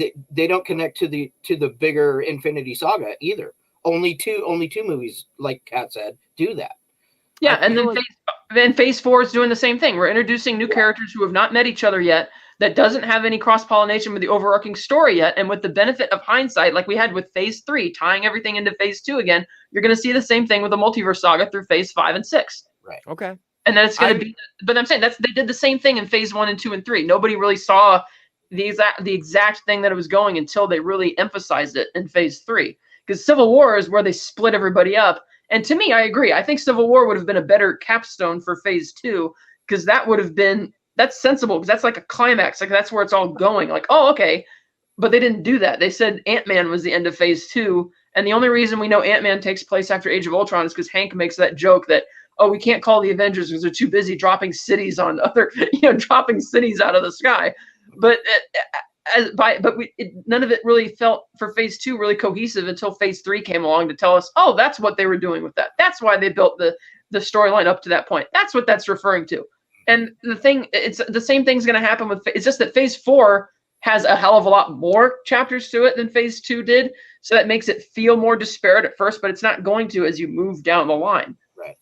Well, and look now at the table, they already have the contents of Phase 5 and 6 laid out. And you can go on like Wikipedia and look it up right now what Phase 5 and 6's projects are on the film and TV side, and you could see how it's building and going forward. And I disagree. I don't see how the rest of the things in Phase 5 here, maybe Guardians, maybe Marvels, I don't know, but Captain America, New World Order, Thunderbolts, and Blade have nothing to do with Kang. They have nothing to do with that kind of storytelling. Well, I think that again, I think the relationship with Kang is that they're going to be continuing. Like Thunderbolts and New World Order is going to pick off from Falcon and Winter Soldier. Marvel is going to tie in with the Miss Marvel TV show, and those storylines are going to keep going. And I think the big thing that is going to happen that's going to tie all this shit together is the Kangs are going to come in because there's nothing stopping them from not doing it now. And Kang is going to come and basically fuck up everybody's shit. And that is going to force them all to unite to stop the Kang, to put an end to the Kang dynasty. I think that's what's going to happen. And so I think the Kang dynasty is going to be the movie that unites it all because that's going to be the common threat that everybody's going to have to unite against. And Secret Wars will be the resolution to that. And I think that's what it's going to be. I'm curious as to those of you who saw it. I don't think Scott did. How do you think anything? No, out of the Eternals. How do you think that's going to come into play in anything? I'm not. No, I don't think they're going to do it. They said they might do a sequel. I don't think they will because it bombed so hard. They might be forced to retroactively refer to it in a TV series, but I think that's going to be one of the things they're going to have to find a way to get around. Kind of like how Marvel for the longest time has never really told a story from the perspective of average people. Like, what is the response of average people to all of these insane world-ending events and cosmic shit that's been happening for the last 10 years in their universe? And I think they might try and do the same thing with the ridiculous whatchamacallit that rose out of the ocean at the end of Eternals. I think they're just going to try and blow that off again. Like, oh, well, it's just another thing that, oh, well, the people lived through the Battle of New York and they lived through Thanos. They'll just write this off as another weird thing. And I don't want them to do that, but I think that's probably what's going to happen because that movie was so poorly received. And I don't picture them spending another $250 million, $300 million on tying that all in. I tend to agree. Although I really like that movie, I think that what they're going to do is they're going to take. You're going to see a handful of the Eternals characters in other projects. Up. Okay. I just was, I'm trying to see how all these threads might play out. Yeah. Well, because you've got Blade. I mean, let's face it. How does that tie into multi-universal cosmic? Right. It's right, and really, it's not. You're right. It's not going to. I think the way that, like I said, I think the only way all this stuff is going to tie in is because the Kangs are coming, and that's going to cause everybody's storylines to get upended from wherever they were going, and they're going to have to deal with the problem. Kat, my problem with the MCU moving forward, and this has been something that has been since Loki, is that the multiverse and variants is that there's no death. You're always going to be able to mine someone else from a different universe. And so if someone dies, we can bring them back. And there have been rumblings about RDJ coming back as Iron Man, and it just doesn't matter anymore. And so if someone dies, who cares? And this is and so I guess what my question is for everyone is, moving forward from Ant-Man and the Wasp, Quantumania, where do you think it is going? Where do you think that I know we have the Kang dynasty coming up. I know we have Secret Wars. I know we have so many things coming from Disney Plus and cinematic releases, theatrical releases. Where do you think that the MCU is going now? Like I said, I think the Kang dynasty is what's going to unite everything. The Secret Wars is going to be the resolution to that problem, and I think the ultimate resolution is they're going to close the book permanently on the multiverse, and we will get back to the singular timeline that we started with in the first 3 movies. Now, I admit there's something I would like to see that they haven't addressed yet. Does the fact that Thanos and his armies, which in Endgame departed that one timeline and got dusted out of existence, how does that affect that timeline now that Thanos isn't there going forward? That would be a really interesting thing. I think it would have made more sense if the Kang threat came from there somehow. Like, the consequence of you saving your universe from Thanos and Tony snapping him out of existence is now that Thanos isn't there. Maybe that's what allowed Kang to. I think that would have been a better connective tissue to say that's what allowed Kang to get in and start this whole thing. Because again, through both Loki season 1 and Ant-Man and the Wasp: Quantumania, we still have no clue really where this started. I think the implication of the post-credit scene where Loki and Mobius are looking at Victor Timely, that Victor Timely demonstrating this machine, he's probably the one who first is probably the original Kang variant, if you will. But that still doesn't tell us anything about why he became this evil multiversal conqueror. Like, we know nothing about that as far as character. And so I thought it would have helped, like I mentioned, if they tied that into the alternate timeline in Endgame that he left. And who knows, maybe they will. I don't think they will. But that would have been more of a connective tissue with Phase 3. But that would be interesting. But again, I think this whole multiverse thing is going to deliberately get insane and get out of control, and somebody is going to close the book on it really hard, and we will get back to doing what we were doing before. Because I can't remember who it was, but there's a few people on the Marvel Brain Trust who hate the idea of the multiverse. They despise the whole Earth 616 type bullshit, and yet they're diving it down right now. And I think that train of thought of multiverse is bullshit is going to prove correct at the end of this saga. And again, they will get back to no more multiverse in its own singular timeline. I do. Okay. So do you feel that the current Marvel entertainment universe is something that is accessible to average audiences? No. Thank you, Todd Michael. As in if they jump in on Phase 4, you mean? Well, no, I'm just saying that if you were to walk into Quantumania, yeah, do you think that for lack of a better term, a normie can walk into it and understand what is going on. Well, no, because you have to see the other movies to understand the characters, the storylines, and where they're Is at. that It is a third film in essentially a But, series. but you had the same no, thing. it's the 27th, 38th. 30 No, I'm movie. just talking about it within the Ant-Man. If you look at it just as the subset, you kind of need to see Ant-Man to know who these characters are. And the very thing, Well, the very same Darren thing- Cross. the We didn't very- even talk about MODOK. The very same thing could be said about Spider-Man: No Way Home. Right. Yeah, but and No also- Way Home sucks.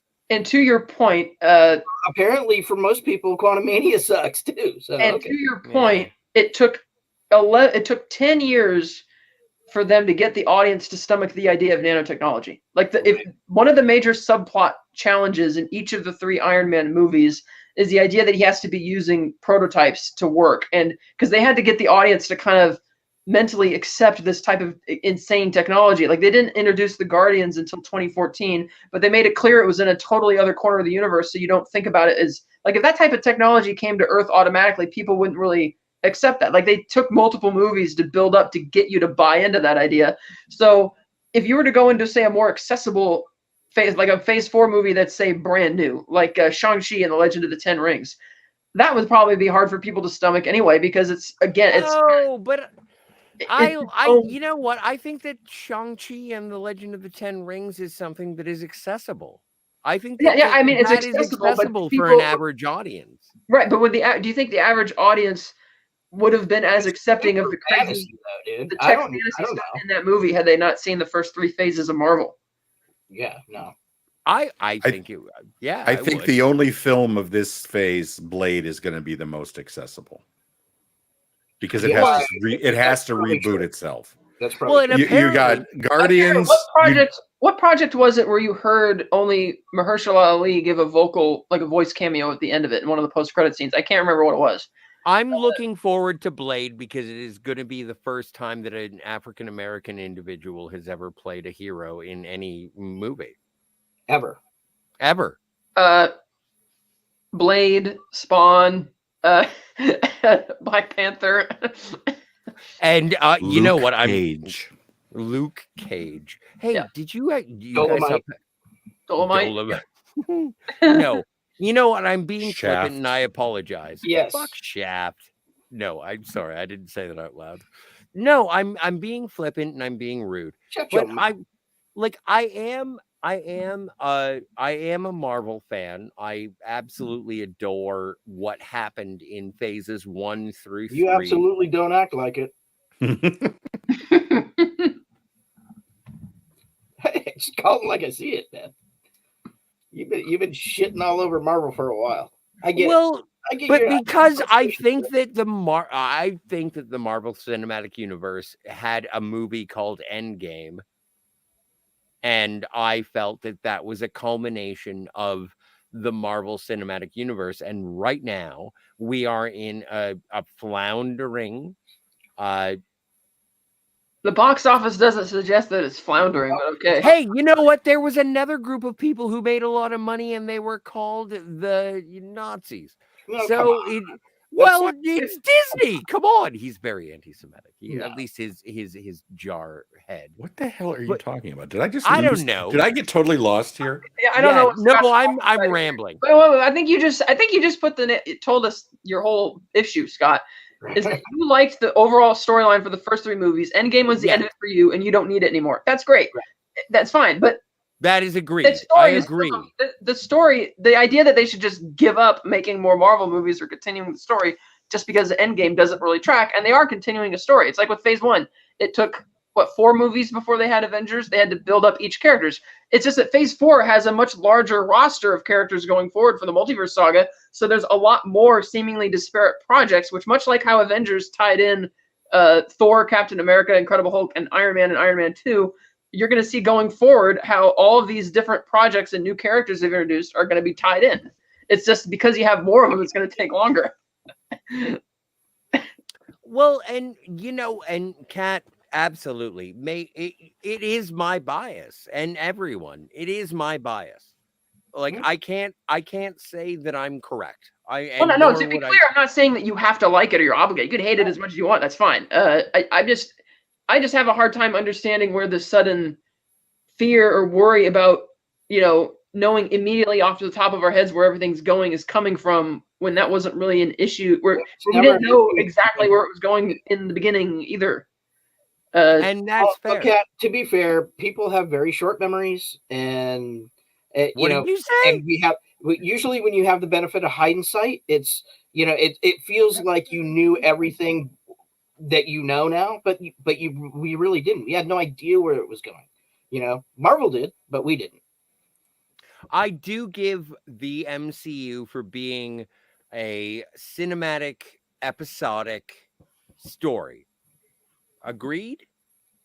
yeah, kind of like, all my Batman comics up here. I got the Tom King, the Scott Snyder run, the Tom King run, but guess what?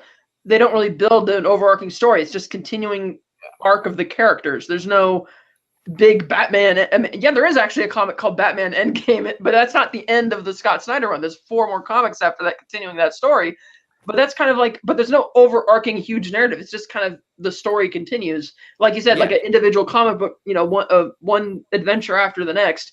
And then the Tom King run does that, and then the James Tynion run is doing that. But I got the Grant Morrison run up there. But it's kind of like, in a sense, that's what Marvel's doing. It's like, it's a comic book. It's like Scorsese said they're not movies, because it's like everything is advertising the next thing that's coming, and there's no real.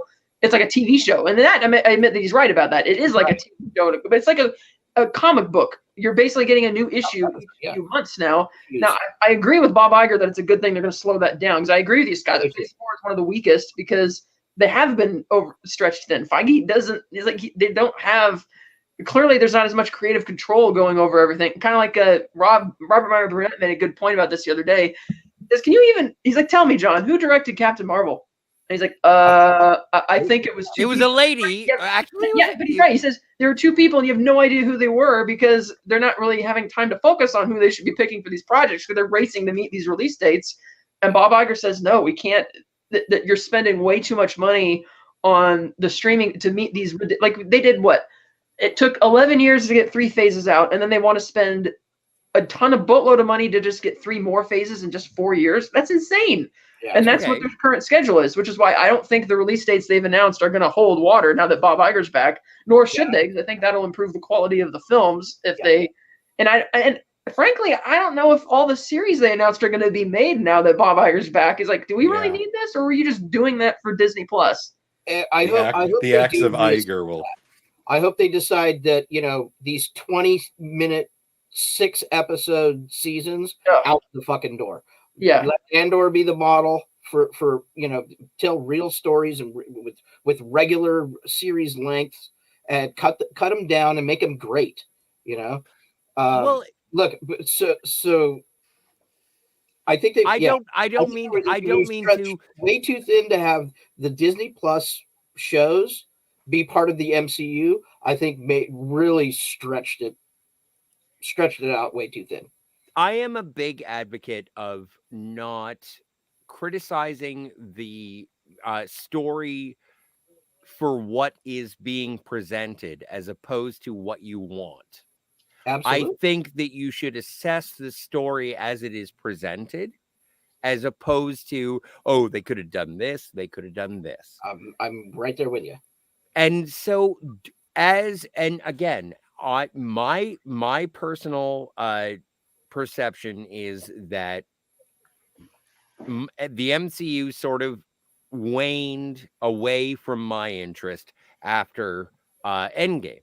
Now, as I know, Steve, you are a fan of Moon Knight. I am a fan of I liked She-Hulk. I liked WandaVision.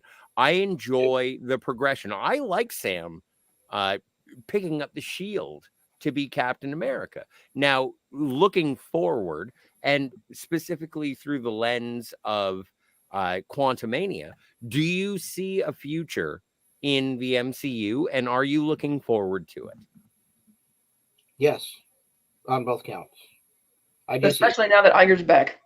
Yeah. So I think we're going to pull back on having 18 different Marvel projects in 2 years. I think we'll half that, if not more. So I think Kat's right. We're gonna all those dates, the announced dates for the movies. I think we'll kind of shuffle a bit.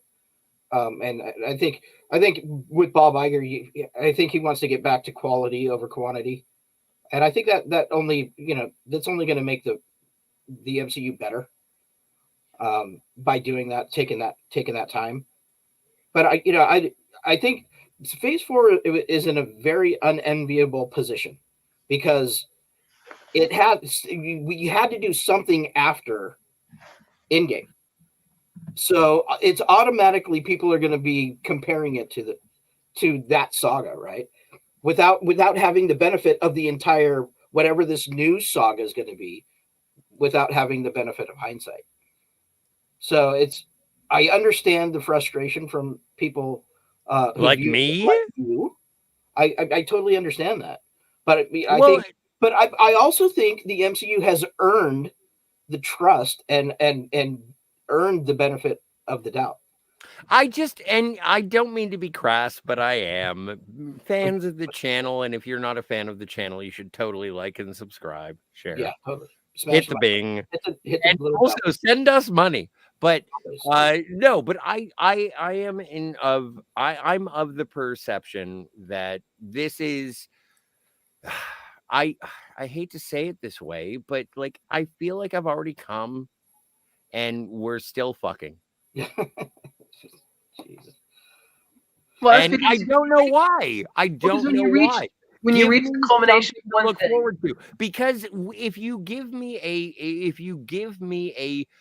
council of Kangs, then I'm just going to be like, okay, so nothing matters. No one dies. There are infinite numbers of people. Hold on, Scott. No one is ever going to go away. I don't agree with the premise. So I don't accept your premise, actually. That okay. There are tons of movies that have stakes and consequences, but somebody doesn't have to die. So I don't understand that part. Okay. I don't accept that as a solid premise. I would just like stakes where someone is in peril. There's always stakes where someone's in peril. Well, no one's died since Tony. Well, look at the Dark. Look at this. Here's an example on the DC side of things. Look at the Dark Knight. The primary protagonist and primary antagonist are Batman and Joker. Neither of them die. The sub-protagonist, Harvey, is the one who dies, and Rachel, another supporting character, are the ones who die. But the primary antagonist and protagonist don't die, and there's, in a sense, not even a real conclusion because he just leaves Joker dangling there for the SWAT team to get him. We don't really know what happens to him afterwards. So in a way, they could have done a sequel with that, or they could have had a line of dialogue referring to Joker's fate in Dark Knight Rises. They didn't. But those two characters neither one of those two characters needed to die to have a compelling, great Batman and Joker story. Well, when was the last time you felt an impact of a death from the MCU? Tony Stark. Yeah, and how long ago was that? 4 years. And since then, technically, how much has been presented? I would say T'Challa, even though that technically doesn't count because he didn't die. It does not count. But I still felt that because sure, all the characters in Wakanda Forever, you could tell, are really mourning him a lot. Granted, I think that's part of that is to the film's detriment because he is obviously the X factor that's missing from that movie. But I could definitely feel from the other characters that emotion from them. That was not a basis on storytelling. That was a reverence for the actor who. But again, why I don't put. I'm with Steve on this. I don't need to have death to make it a big. I would like peril. I would like peril and death to But there's always peril, but peril doesn't have to result in death. But let me ask you, Scotty. Before Tony Stark, for the 23 movies, how many times were there deaths that impacted you? You know what? The only death that impacted me in Marvel, and this is generic Marvel, the only one that really touched me was Gwen Stacy in Amazing Spider-Man 2. Exactly. So I don't understand the premise of that question. Yeah, there's 21 films preceding Endgame, and you went back to a movie that had. Oh wait, no, wait, hang on a second. I got another one. and it's natural causes. So I don't know if I'm being flippant, but Peggy. Peggy does. And Peggy Yeah, Carter. that's right. In Yeah. Winter Soldier, So Civil one. So War. one. So one. or Civil War, whichever one it was. Okay. So one. But her Well, death was a and- natural death within the confines of her Yeah, time. I mean, her exactly. age. So Yeah, it and wasn't so like it doesn't. Right, So but there's no. But She what didn't did you get feel cut for in the end of half it? by What- her own shield or anything. Like, for instance, they did fake deaths before with Loki. Like, he falls into the outer space at the end of Thor, and it's not really clear what happened. He dies in the Dark World only to end up on the throne again. It's like they keep going back and forth with the Loki thing. Odin, did you feel anything for Odin when he died? I did. Okay, that was good. How about Hela? Well, Gila was in like she was a villain. So Right, but when did it she feel like died, there I was a felt fake- like she got her comeuppance. Although it was kind of tragic because she was a disregarded daughter of Odin. Yeah, I think that's one of the failures of that movie as well, is that they didn't pursue the better dramatic story that was right there in front of them. But again, you came up off the top of your head. You can only name one character, Peggy, out of 21 movies. Yeah. Yeah, no, you can't fair count enough. Loki. You really can't count Loki. I didn't. No, I'm just saying, that's a death, but it's like, Right. not anymore. Not anymore. But Trickster. I don't know. I'm maybe it's age, maybe it's just something in terms of the stakes of storytelling. Is that I would like it if I felt a loss in character. Oh, and I here's haven't- another one. What about your thoughts about the original Star Wars trilogy, where none of the 6 heroes die? Well, Obi-Wan Kenobi, his death. Yeah, I'm talking about the original 6, like R2, 3PO, Chewie, Han, Luke, and Leia. None of those 6 characters die in the original trilogy. But there was a weight to Obi-Wan Kenobi But let me dying ask you. in So, Star but Wars. the point is, Porkins. you're saying that you didn't. Shed a tear. For Biggs. Yeah. So you didn't. Dak. Never mind. I'm Yeah, we're Dak. talking about like, you know what I'm talking about. You mentioned that the probably multiverse deaths don't really mean anything for these main characters, but how many of the main characters died in the first 3 phases of Marvel? Like none until Tony. Fair. Final. You're absolutely correct. In the original trilogy. It's a fair argument. Admittedly, in the original trilogy, they tease you into thinking, oh, maybe Han's lost at the end of Empire. Oh, but then he comes back. Yeah. And none of the heroes make the ultimate sacrifice in Return of the Jedi. Fair. They all live. So it's like Well, all and Tony Stark. Right, in Tony that movie. Stark. But I'm saying in terms of, but I'm saying regarding your argument, if you apply that same logic to the original Star Wars trilogy, where they didn't get into retconning everybody's deaths or anything like that, none of those original 6 classic hero characters died in that movie. It's funny that it's not funny. It's interesting It's funny. that you didn't seem to mind the stakes and deaths in the first 3 phases. You only now out in phase 4, this is when it matters. Well, so and I don't understand that. I guess I'm not clear on. well, and on to why explain it is that there was a rising emotional stake in terms of the heroes that were introduced in phase 1 overcoming the exterior threat of Thanos and the Infinity Stones, because that was established, from I guess Captain America, the first Avenger, which is my favorite Marvel movie. Like, I think that once they introduce the Tesseract and everything like that, the first instance of the Infinity Stones, that was when it became more of a threat to Earth, and it was a situation where the Avengers were able to do Earth's mightiest heroes. They were the ones who were going to protect us. And now it seems like it's an interdimensional or quantum threat that is perpetual. And there is no satisfaction in the defeat. And first of all, we don't know that it's perpetual. well, yeah, we do, because no, unless, and we don't, Right. we have to keep watching. Yeah. We have to keep enjoying these stories. And I'm hoping for a story that will re-engage me. At this point, I am not engaged.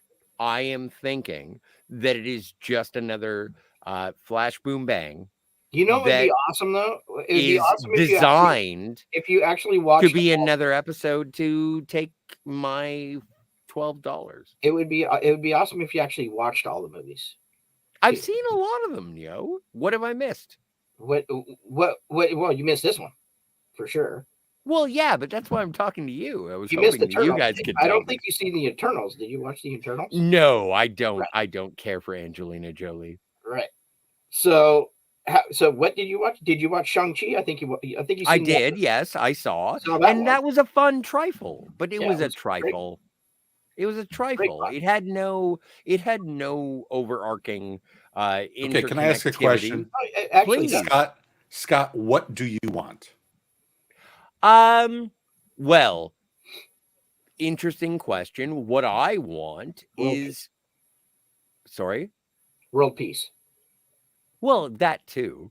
Yeah. No, what I want is I would really like an MCU Fantastic Four. I would really like Getting that. I would really like Doctor Doom or Galactus, and I think that the best opportunity would have been to make it so that not the Avengers, because I'm fine with the Avengers being dispersed. But if it were the introduction of a new team, whether it be the X-Men fighting, the X-Men is very compartmental, but I would like Doctor Doom or Galactus. That's what I want. You're more than likely going to get Doctor Doom. I hope so. Fantastic Four. Yeah. I mean, that's let's hope they do him right this time. And Yeah. and eventually we will be getting Galactus. And you'll And probably get a very comics accurate Galactus, I believe, this time. Not I a hope so. space cloud. Space Right. cloud. Pooh Cloud. Although, you know what? Like, say what you will about Space Cloud, I do adore Doug Jones and The Silver Surfer is great. Silver I think he was Surfer is a great- great, he's a great in part of Rise that of the film. Silver Surfer, yes. But no, I think that the best way for the MCU to have moved forward, and again, this is all just what would you like, which is what I was asked, is that I think it should have gone more to an Earth-based situation as opposed to a galactic-based, and then reuniting everything to like from the Guardians to come back to help with whoever's left with the Avengers to work with the Fantastic Four to get rid of Galactus, or to deal with. I think you're going to get that. I think you're going to get that. We're just not. Well, and I look forward to that. That's why I feel that that's why I'm a fan of the first two Ant-Man movies more than the third one. Because even though I thought the third movie was fun, I like that the first that's interesting. are very, very character driven, and because they're Earth based, it's solely focusing on characters the entire time. Which is why, while a lot of people knock it, and Ant-Man and the Wasp, your villain more or less is Sonny Birch and his goons, and the only reason they're there is so Ant-Man and Wasp have goons to fight. There's really no big narrative thing. And even the Ghost character they introduced could have had a lot of potential. It's totally squandered, but I still enjoyed the movie because the stakes and the whole character thing is that he's trying to not fuck up his chances to be with his daughter again, because he's already mended the relationship with the ex-wife, but now he has to make sure he can stay out of jail. And because it hews to being a very character-driven story, I didn't mind the fact that they had these kind of lame villains in there, because it wasn't really about that. It was, again, about people and real people and state and that kind of thing. Whereas this movie is more of a plot-driven thing about the grand, the grand scheme of things, so to speak. And so that's kind of what I want to see out of future Marvel projects as well. Keep it more character-driven. And I think now that Bob Iger is going to swing his axe and bring things back around, that we're going to get back to that. And, I don't mean to come off as being anti MCU. There are things that I wanted and it just doesn't, I don't know. Hey guys, do we Kind have of a like being a chat? Star Wars fan right now. Oh, fuck Star Wars. It died Oh, after that's right. There was a episode question in the 3. chat a long time ago where Mike asked, "What homework does he need to do before watching these?" I say, watch Ant-Man 1 and 2, and you've seen Civil War, so you'll know what Ant-Man 2 is referring to when they talk about you shouldn't have gone to Germany to fight with Captain America. Right. Endgame, you don't really need to see Endgame again. I mean, yes, because at the beginning of the movie they reiterate that Scott helped save the universe, and now they kind of revisit that joke from Endgame where the kids don't want to take a picture with Scott because they don't know who he is and don't care, whereas now he's like a celebrity because everybody knows the story. I mean, that's another piece of connective tissue that doesn't carry over, which is that when Janet tells Hope and Hank about the multiverse, he acts kind of surprised by that. Multiverse? There's a multiverse? And I'm thinking, well, this is a post-Endgame world, and didn't you help them build the new time pad because they were using your particles to go back in time? And so you should already be aware of this. So that's a little bit of a plot hole, a plot logic hole, because you should already know that. But so as homework, yeah, you only really need to see the first 2 Ant-Man movies and be aware of, I guess, Civil War and Endgame. But other than that, I mean, Other than that, if you want some extra context, I'm sorry, Kat. If you want some extra context, the first season of Loki, yeah, will help. But you Which don't is have a good season. It's a good season of it television. is, but you absolutely don't have to watch it to enjoy this film. Like I Well- said, this film is just a fun kind of ride. yeah. And I admit it would have helped if Kang in this movie had referenced He Who Remains and referenced that to explicitly make the connection obvious, because there's a lot of people who still don't get what the connection is between that. Well, he would not know. Right. But people They would not know of that. Well, I and think Todd Kang Michael. because Todd remember Michael. at the end of Loki season 1, when Loki ends up back at the TVA, you see all the Kang statues there, meaning he has accessed the TVA and is now aware of what it is and how it exists. I think Kang the Conqueror would have been aware of He Who Remains, because he's accessed the He Who TVA, Remains was probably keeping all the Kangs from manifesting. right. So therefore, the elimination of He Who Remains allows, so they won't know anything about what happens at the end of time. Theoretically. Right, but I mean that since Kang apparently got access to the TVA now, when we see his because the timekeepers were separate. Right, but yeah, the timekeepers were sort of an illusion for, like, the Wizard of Oz sort of thing. Like, here's the timekeepers, but the reality is that it's He Who Remains. I'm saying that I think that now that Kang apparently has access to the TVA, since you have like his big statues and everything there, that he is I think he would be smart enough to figure out what that really was. Granted, it hasn't been stated yet, but I think it would have helped just to have a line of dialogue in there to make it. But nobody remembered. They're trying to figure out what the connection was between, because I wasn't familiar with the Council of Kang, so when I saw that, I was like, "Holy shit! What the hell is this?" And I have 2 questions. First question: is Megan Thee Stallion in Ant-Man Quantumania? No. It's a twerk. It's the third end credit scene. She's Okay. She's Second twerking question. with Kang. Second question. As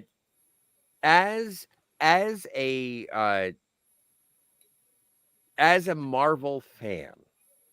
Oh my God, I forgot what I was gonna say, but you know what? The problem is, that I'm thinking about the She-Hulk. But read the super chat instead. Hey, Mega. Thank you so much for subscribing to the channel. And they say you deserve a tip for still talking about this terrible movie for almost 2 hours. Almost 2 hours. And yeah, you know what? And Mega Reacts, I would like to say that I don't think that this is a terrible movie. I don't think this is a terrible story. I am engaged in this conversation simply because I do love the Marvel Cinematic Universe. I'm engaged. You haven't seen the movie. I haven't seen the movie, but I love any movie that stars a character named Scott. Then why did you go see the movie? Because I heard that it was just like paint in a centrifuge. Michael Douglas himself said that you should be on hallucinogenics to see it, and I couldn't afford the hallucinogenics. But you said at the beginning of the show that wouldn't be a problem for you. Well, let's be fair. I would rather talk about it with you on hallucinogenics than see it on hallucinogenics. I can't sit still. But no, like I enjoy the Marvel Cinematic Universe, and I want it to go forward. And I guess like one of the things that I've accused other people of doing is, why are you arguing against the story that you want as opposed to the story that is being presented? Being presented, yeah. And I mean, 'cause we're fans, I'm being guilty of it. I am guilty of it. I am right everybody. now. We all are. And so no, but I'm just hanging out as one of the things of the Phantasmagorium. Steve and I set out initially we would be having these conversations with or without you, and we're just happy to share them with you. And I'm now being the arbitrary stick in the mud who is like, no. But no, I enjoy it. I love Marvel. I enjoy the story going forward. And this is one of my favorite things. So I apologize for being And like contrary. I said, this movie, if you're going in with a completely analytical critic's hat on in this movie, it's just not gonna be fun. It's not gonna work. But if you just want to go and shove popcorn in your face and have a good time, Steve, you hit it. Like I said, I thought it was a 6 out of 10. You guys liked it a lot better than I, but it was a great Friday night. Right. Go to see the movies. I know enough. I know too much about stuff so I can know the movie. Yeah. You know, I'm not a newbie to it. I can nitpick the hell out of it if I want, but why bother? You can do that with everybody. Yeah, I mean, it was a fun, People can't get small. I'll tell you what happened in my theater, which I loved.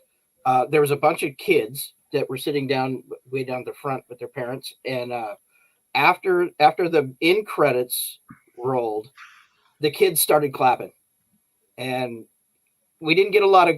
I don't think we had any of that. A lot of clapping from the parents, but the kids really liked it, and they that's okay, and that makes me happy. Yeah, and that was cool. Yeah, I would give it a 7 out of 10. As adults, we suck. We're horrible fans. And if the kids love it, I don't give that trumps everything then in my book. It was really awesome. Yeah. Out of forget the rest of the MCU, but out of Ant-Man movies, how would you rate this one? Like, rate all 3 Ant-Man movies. I think on Letterboxd, I have all 3 of them as 3.5 out of 5. But because I enjoy them all in different ways. This one, it's only because my personal preference is for that more character-driven tone and stuff for the first 2 that I like those 2 more. Even though this one is still, like Steve said, it is a fun, exciting ride to go on.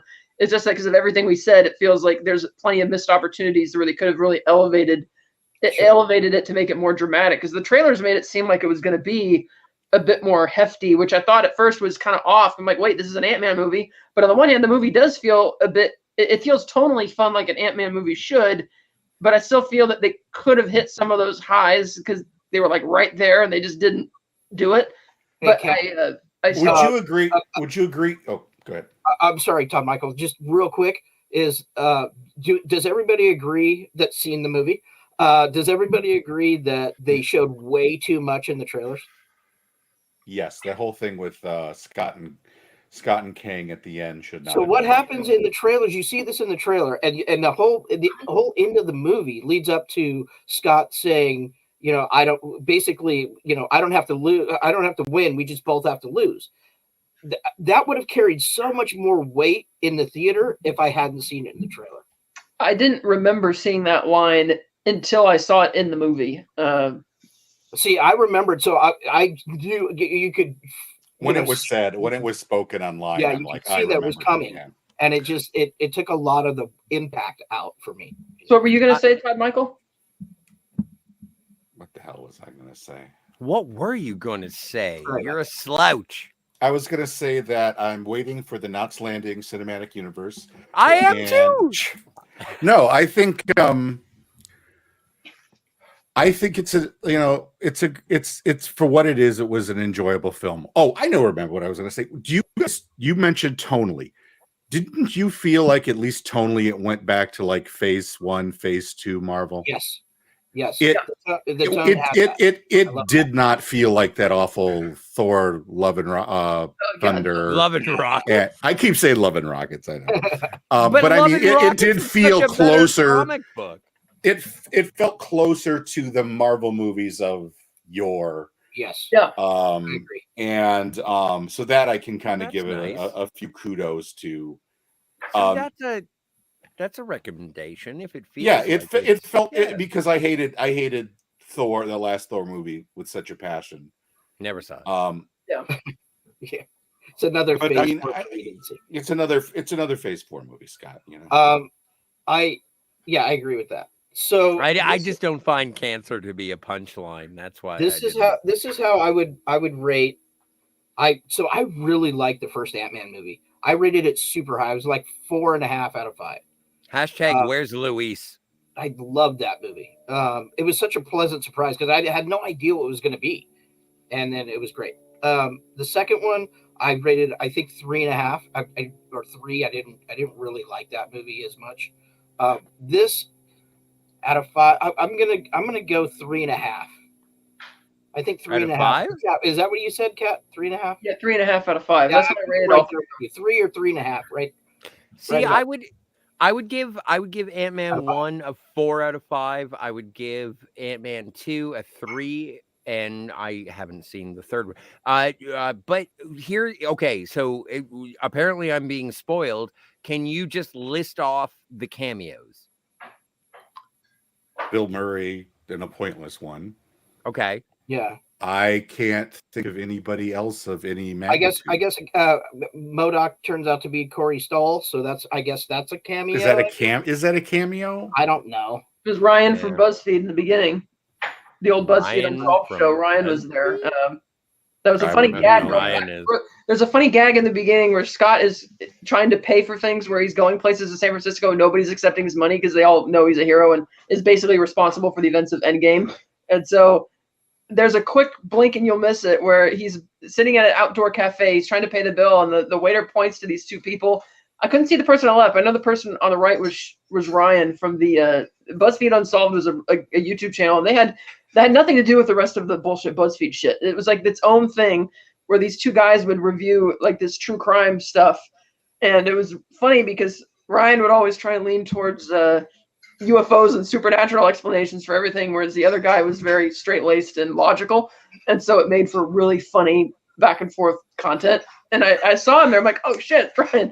And I'm like, I don't know why that he would be in there, but he was in there. So that's about it, dude. And to be honest, I love that because so much of these big movies now, especially in Marvel, you get everybody just focusing on these.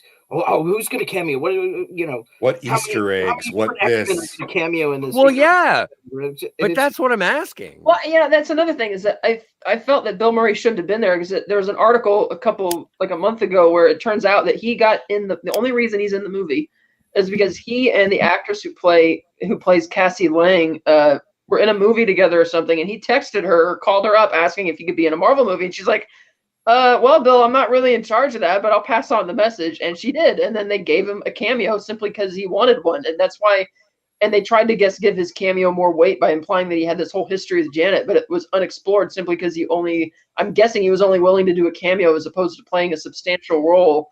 Right. But that's the only reason he's in there, because he basically wanted to be in a Marvel movie, much like all these new Disney Star Wars properties are having all these secret cameos from celebrities who want to be in Star Wars. Right. Well, I'm sort of at a position where unless Bill Murray is the star of a movie, I'm not really interested. So Bill Murray, the acting was fine. He did a great job. It's just well, it could have been insert any actor here. Right. It could have been Martin Would you say Sheen. we're pretty sure that Krylar and Jan were sleeping together, right? Yeah. Nice. Now, what about Kang Kang and her? Yeah, I assume Kang and Jan. I assume there was like sex between Kang and her. Yeah. Okay. Is that like BBK? I didn't get the Big sense Black that. Well, here's the Kang? thing. How long were they working on that project before? Don't even think about time in this. None of it makes Well, sense. no, that's what I'm saying. Speaking of convenience, how do orgasms work in the quantum realm? What are you saying, Tom Michael? Well, I was just going to say, speaking of time, isn't it funny how, the last time somebody jumped in the quantum realm, it was 5 years before he came out. And yet these people jump in, they jump out, and it's Marvel forgets its own rules quite often. Yeah. Well, And well, that was also a different contradiction from when Janet got stuck in the quantum realm, where it was for Janet's real as well. time. And then the ants get stuck in their pocket. It's like the ants get Yeah. stuck in a pocket dimension, which is inverted from Scott's. Because in Endgame, Scott is in a pocket dimension where he's only there for 5 hours, which for everybody else it's 5 years. And the ants are in an inverted dimension where for them it's thousands of years, and for everybody else it's been just like a couple days. So the rules are still there. They're just It's alternative Marvel dimensions. private with it's plot armor is what it is. It's like they changed I know. the script. But my point is that since Kang apparently had the ability to build that empire whenever, I mean, he could have just done that and told Janet whatever lie he wanted to about who he was. And it seemed like that technology would have, because I don't get how him and Janet are able to repair this thing in this cave with next to nothing. But him with all of his where did his entire Empire City come from? Exactly. We don't see any of that. It's just there. It's just there. I heard it's implied. I think it's implied that when he gets his suit is when he regains the power to build that empire. Yeah, because I'm not familiar how his powers even work in the comics. I don't remember. So it was. I think it's implied, and they say it too about his suit. So when he gets his suit at the end of that little scene, with him and Janet, we're trying to rebuild or power fix up the chair or whatever, his Mobius chair he's got. So as soon as he gets that part back, that suit back, and that then he has powers. Yeah, but so he has this power, and it's like because they don't address where he got all the material. I'm guessing his powers just allowed him over the course of 30 years to just steal and subjugate people to build the empire for him or something. I also thought it was amusing how somehow magically he can pull 5 people into the microverse. Right. There's no explanation to literally she creates something which is just a scanner, and yet somehow magically it becomes an ability to open portals. Well, and MODOK no explanation. MODOK says, and I was listening, or I found. But if you can bring people in, why can't you reverse it? So somehow MODOK exactly. Well, he should be able to reverse it. Yeah, it's one of those things you use. Like I said, you just got to go with it. Don't think too much about it. That's why I felt it was an unabashed comic book movie. Like, does it make sense that that his army of automatons are weak and not as powerful as the Ultron robots that Tony and Bruce took like 2 years to build? No, it makes no sense at all. Does it make sense that he has this? How was he able to build this empire? Maybe he subjugated people with the powers from his suit and made him. Who knows? We're not going to address it. I mean, it's like, does it make sense that he's able to almost effortlessly, when they show up, capture everybody, but he couldn't capture Janet for 30 years? No, it doesn't make any sense at all. It's just, you got to roll with the punches and go with it. Well, I am going to have to excuse myself simply because I don't think I have anything else to contribute. But on the plus side, I will be. I think this is probably a good place to end the show. Then. Well, I wanted to say hello to Ernesto. Ernesto, hey. Smells like bitch in here. That's me. That's me. I smell like bitch. Yeah, you smell like bitch. What's wrong with you? I will fuck you up. I heard all the bullshit. Change your avatar. Change your avatar. I want to change my avatar. There it is. You are a clean-shaven, handsome man. Oh my God. Wow. Yeah, he looks so different. Yeah. He looks like a handsome man, but I am going to leave you with Ernesto. I haven't seen it, and I don't want to be a bitch in his presence. And so thank you so much. I haven't seen the movie, and everything that I have said is, again, my opinion. I'm looking forward to seeing it. I'm looking forward to buying the Blu-ray of the trilogy of Ant-Man, and I hope that moving forward, the MCU does re-engage. I have been a fan, and I will be a fan moving forward. I have my criticisms, and sometimes it sounds like I'm a bitch. That? Can we save that line? You are the person. You'll save the audio. But yeah, I will bow out, and you'll go back to the foursome. But thank you again, and also Phantasmagorium.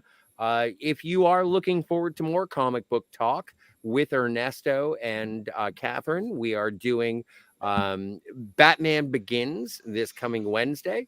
I'm looking forward to that. Tuesday the 21st. The 21st, Blackjack. And it's called Cowls, Capes, and Capes, Krampuses. Cowls, and Crusaders. And Krampuses? And Krampuses. I don't know where the fuck I am. All right, there we go. So now, Ernesto, your thoughts. Did you see the movie, Ernesto? Let's get your input. Yes, I did see the movie. I didn't like it. I didn't hate it. There's nothing to hate. It's just That's a good way to put it. Yeah, I wasn't really wasn't really a big fan of the last two, mainly because the first one just had moments where I'm just like, I don't know why, but I can't enjoy this. I mean, visually it was very unique with how it did the VFX with the ants and everything, and the slow motion fighting Yellow Jacket. I thought that was fine. Second one, I really, really hated the second one. Like, I don't know why, that was a hate boner trifecta, that thing. And this one, if it weren't for the fact that Jonathan Majors just pretty much owned it as this version of Kang that they went with, this would have just been a straight up bullshit kind of movie. I think when Kang came in, that's when the movie started for me. He's the kind of he can walk the walk, talk the talk. You can see why he would be the next Thanos level threat. But at the end of it, I'm like, really? Kang in an Ant-Man movie? Shouldn't he be in like the first Fantastic Four movie? Shouldn't he be elsewhere? Really? Ant-Man is the one that's gonna give him shit? Like, no. See? All that banging supports what I say. But the jokes were terrible. The VFX half the time was just I got the joke. Yeah, like MODOK. Yeah, the floating testicle. Yeah, just. And I don't have anything against the character MODOK as a character. I've read some comics where he's actually good to read, but here it's just okay. I get the joke. Yeah, move it along. You're gonna. It's what they did, since they didn't have Michael Peña's character to recap everything. They flipped the table on it, and every time MODOK tried to explain his origin, they kept interrupting him. So that's how they flipped that joke. And I'm just like, we get it. Move on. And then they did the whole that joke in the end where he tries to be a good guy, and I'm just like, no, it's not working. Yeah, it didn't work for me either. That one it went back to that well way too many times. Yeah, and it just didn't make sense to me that this guy who was able to lock it down, and by this guy I mean Kang, he can lock it all down, but the moment a horde of ants comes in, he can't lock it down anymore. I'm just like, didn't you kill Avengers and across the multiverse, and you're having trouble with ants? Explain yourself. Yeah, the movie was a service to Kang and also a disservice to the character once we got into the third act. And I only saw the one post-credit scene because I had to leave really quick, so I only saw the one where you have the Council of Kangs. Yeah. And you had that callback to Egyptian Kang and Bishop Kang and Biomechanical Kang, who were like the ones in charge. But I didn't see the last credit scene, which honestly at that point I just like, it's not worth it. I'll catch it online or on Disney Plus or when I buy the Steelbook or whatever. But overall, I give the movie a 2.5 out of 5 because Jonathan Majors really did save that movie from itself. Hope was really relegated to a background character. And one thing I was talking with Kat last night, or was it last night or the night before? Last night. That, yeah, it didn't make sense to me that Janet never talked about her time in the quantum realm with Hank, at least with Hank when she reunited with him, because, okay, you don't want to talk about what was happening with Kang? Fine, you don't have to talk about that. That's too traumatic for you? Okay. But you should talk about everything else. I mean, you had a relationship with other people in that world That's something you guys talk about as a couple, especially a couple who's trying to recapture 30 years lost. Like that's stuff you talk about. And if you're not going to talk about it with your family, talk about it with a therapist. What the fuck? You shouldn't keep Well, that I can bottled up. I can understand that she didn't want to talk about it because she thought that the quantum realm was closed. But after the events of Endgame, when she realized that that's where Scott was, then you got to talk about it then, right? But Exactly. She didn't. Yeah, And that's especially if you're experimenting with him going in there, you like you know this. You should tell him about it before you start experimenting it. That's why everything happening here makes no sense with what was already been established. So I think this movie just has a massive writer's problem, and when they're stuck in the corner, they just pull a unnecessary joke just to break the tension because I'm like, well, we're in a corner, gotta get ourselves out of here. Hey, let's do another MODOK joke. We haven't done another one of those. Yeah, it came and went. And Yeah, I don't know when the next time I'm gonna see it. Yeah, the inconsistency with how the quantum realm works is like in Endgame. How not only do they have the ability to travel there, but they have the ability to go to exact specific places spatially in the timelines as well. And it's like, if they're able to do that, then it's like, I'm guessing that has something to do with why Janet felt comfortable sending Scott in there, because she's working on that experiment. So she's probably making sure she's sending him somewhere where he won't run into anybody and they won't run into him. But then it's like, okay, you all get sucked in from this radio signal thing that Cassie created. The ants go to their pocket dimension for thousands of years. You guys don't. The ants, they never explain how the ants are able to communicate with Hank or leave their pocket dimension to join him. They just do. And it's like, and when she's down there for 30 years and Hank goes down to get her, there's no inkling that there's anybody else down there except for microbes. That's all Hank sees in the climax of the second one when he's looking for her. And it's like, well, if she's using technology to send a signal back up there, then it stands to reason that Kang would be able to do the same thing he apparently did to suck them all into it at the beginning of this movie. And he should have been able to do that at the end of the second one. So, it's very much as Ernesto and I, our joke we have is because the plot demanded it. And they just do things. Because if he's smart enough to create that entire technological mecca out of nothing, because apparently the quantum realm was nothing before he came in there, and he should be able to find a way out of it, at least to recreate the technology if he wanted to. And he even says, "Who are you? Are you the one with the hammer that I killed? I killed so many of you." So he had to have run into an Ant-Man at some point. He calls him Ant-Man later on, so I think he was just fucking with him that whole time. Yeah, so it is what it is, and I really just washed my mouth and cleaned the You're right, though. It doesn't track how he gets defeated in this movie if he's killed Avengers across, including Thor. It's like, you've killed Thor, but Ant-Man and Wasp are able to just punch you into it's like, no. You know what I thought was going to happen, which would have at least make me respect everything I had to go through, is when Scott tells them, I don't have to win, we just both have to lose. I thought that Scott, the sacrifice for him was, I'm going to be stuck in the quantum realm with Kang, and you all can escape, and don't ever come back for me. Because if you try coming back for me, you're going to risk breaking him out. If they would have stuck to landing, it would have been, okay, you know what? This might not be a perfect movie, but they did something that it was ballsy, and I respect them for it. And nope, they just had to flip the carpet and have a character called Ant-Man defeat someone who's killed Avengers all across the multiverse. Yeah, that's something I think the writers haven't really grasped all. It's like, you want this to be your big bad, and yet it seems like they effortlessly stopped him with an army of ants and just punching him. And you're right, though. When they had that moment where we both have to lose, I thought, oh, shit, he's going to close the portal, and they're all going to be stuck there. Right. And then that doesn't happen, and I was like, oh. Yeah. But I don't think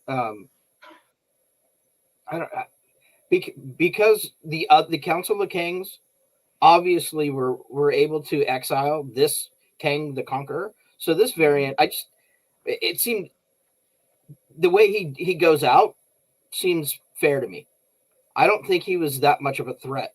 I think he talked a good game, but like the other Kangs were able to exile him apparently with ease. So I don't think and I don't believe this variant is going to be the big bad going forward. It'll Well, no, he won't be, because I think even though it's kind of ambiguous, it seems like he might still be alive and just shrunk. The others say he's dead. But to me, I took the implication to be that once Sylvie killed He Who Remains, that's what allowed the Conqueror to start traveling through the multiverse. And when you see all the timelines splitting at the end of Loki, that's the multiverse war that Kang starts with his variants in the Avengers. And because He Who Remains is no longer there, those Kang variants are able to unite, create the Council of Kangs to specifically deal with the Conqueror. They exile him to the quantum realm, and then this movie happens. He dies, and then they're all celebrating at the end, even though it really doesn't matter if he's dead or not because he's stuck in the quantum realm. Right. But I think that's what's going to ultimately, again, unite all the stuff in Phase 4 and 5, is that all these Kangs are going to come and upend all the other storylines of what people are doing, and they're going to have to set all the other Avengers and people are going to have to set aside their bullshit to unite against the common threat of all these Kangs. Yeah, but that's our assumption. So until they actually map it out and tell us this is what we're actually doing, we're assuming a logical through line through everything that's been going on.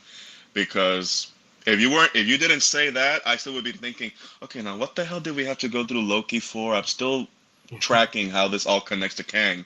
Because if the multiverse didn't exist before, then how the hell are there 7 Kangs? So I don't whatever. Yeah, because he was because He Who Remains was the author of the multiverse. At least how he explained it in Loki. And I'm like, okay, so you somehow, because they never really explained how He Who Remains got to this little pocket dimension. That's the word. They never really explained. Yeah, how did He Who Remains get outside the space-time continuum to be able to author, and how does he have the power to author the entire multiverse? It's to me, that character dying would be something for the Council of Kangs to celebrate, because if he's no longer authoring the multiverse, there's nothing stopping them from doing whatever the fuck they want to do. And apparently the Conqueror is the one who first started interacting with, started crossing the timelines, because in the post-credit scene, you had Loki and Mobius in the 1920s watching Victor Timely demonstrate his quantum machine thing for the multiverse and talking about it. And Mobius is like, this is the guy you're worried about? And Loki's like, yes, you don't know him like I know him. And it's like, okay, I'm guessing that's supposed to imply that he was the original Kang, the Nathaniel, or whoever started the whole Victor Timely, the guy who started this whole thing. Right. But I'm guessing Loki season 2 will provide a lot more clarity on how that all relates. But I'm guessing that's kind of how it fits. Yeah. That looks like it. What's the next one after this? Guardians 3. Yeah. Okay. And after that, the Marvels? Yeah. On the movie side, yes, but I think Loki season 2 drops in summer. But that got pushed to November, right? Yeah. Right, but I think that Secret Invasion and the Loki TV series are coming up before the Marvels now. But so far it's still inside baseball with a lot of the TV shows. So I'm just trying to figure out what comes next as far as the movie's concerned, because so far the only thing that has translated between the MCU and the MCU Plus is the Loki stuff. Yeah. And Wanda. Yeah, Wanda. Yep. But, WandaVision to multiverse. But the guy who wrote Mom didn't pay attention to WandaVision, so I don't think it counts. At least narratively speaking. All right.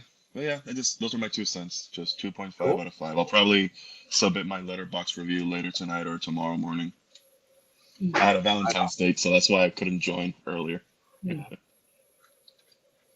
All right. Well, we're coming up on 2.5 hours, so I think we'll call it quits. What do you think? Yeah. Yeah. So overall, look, if you're looking for top tier Marvel movie, this is not it. But if you're looking for a fun time to shove popcorn in your face and just have a good fun ride that's fun and funny, I think that's what I got from this movie. Is it the best table setter for Phase 5? I don't know yet. We'll have to wait and see. But it feels like we said earlier, that this is the route they're going. This is going to be the multiverse saga, culminating in most likely Secret Wars. And I guess we'll just stay tuned and see how it goes. Anyways, any final thoughts and want to plug anything before we get out of here? No, I had fun with it. I thought it could have been a lot better. Yeah, so like Scotty said, Capes, Cows, and Crusaders is back on Tuesday with we're going to start the Nolan trilogy. And so that'll be fun. And then my Star Wars show every second and fourth Sunday of the month at 8 a.m. Pacific on the Virtual Cantina Network. Awesome. Todd Michael? Yeah. Absolutely nothing. Okay. Ernesto? Well, as Scott said, I will be joining him and Kat in the Nolan trilogy discussion. I do have a funny story to mention for the Batman Begins when I went to see it in theaters opening weekend. So I'll probably break the ice with that. So stay tuned. Awesome. And Thursdays, we're doing Set to Stun. We're reviewing the Picard Season 3. So come Thursday night, somewhere between 7 and 8:30. It's kind of fluid, but look for us there. Eastern or Pacific? Pacific, I'm sorry, yes. So it's pretty late for East Coasters. I enjoyed the first episode though. Yeah, I had fun with it, and we had a good talk about it the other night. So we'll see how that goes. Yeah. Hopefully, it's as good as everybody that's seen it says it is. So yeah, I guess until next time, everybody. Adios. For Todd Michael and Ernesto and Catherine and Scotty, who was here that left. This is Steve Foley, and have a great day, everybody. Stay marvelous. Stay marvelous. That's a good way to end the show. All right. See you guys later. Bye.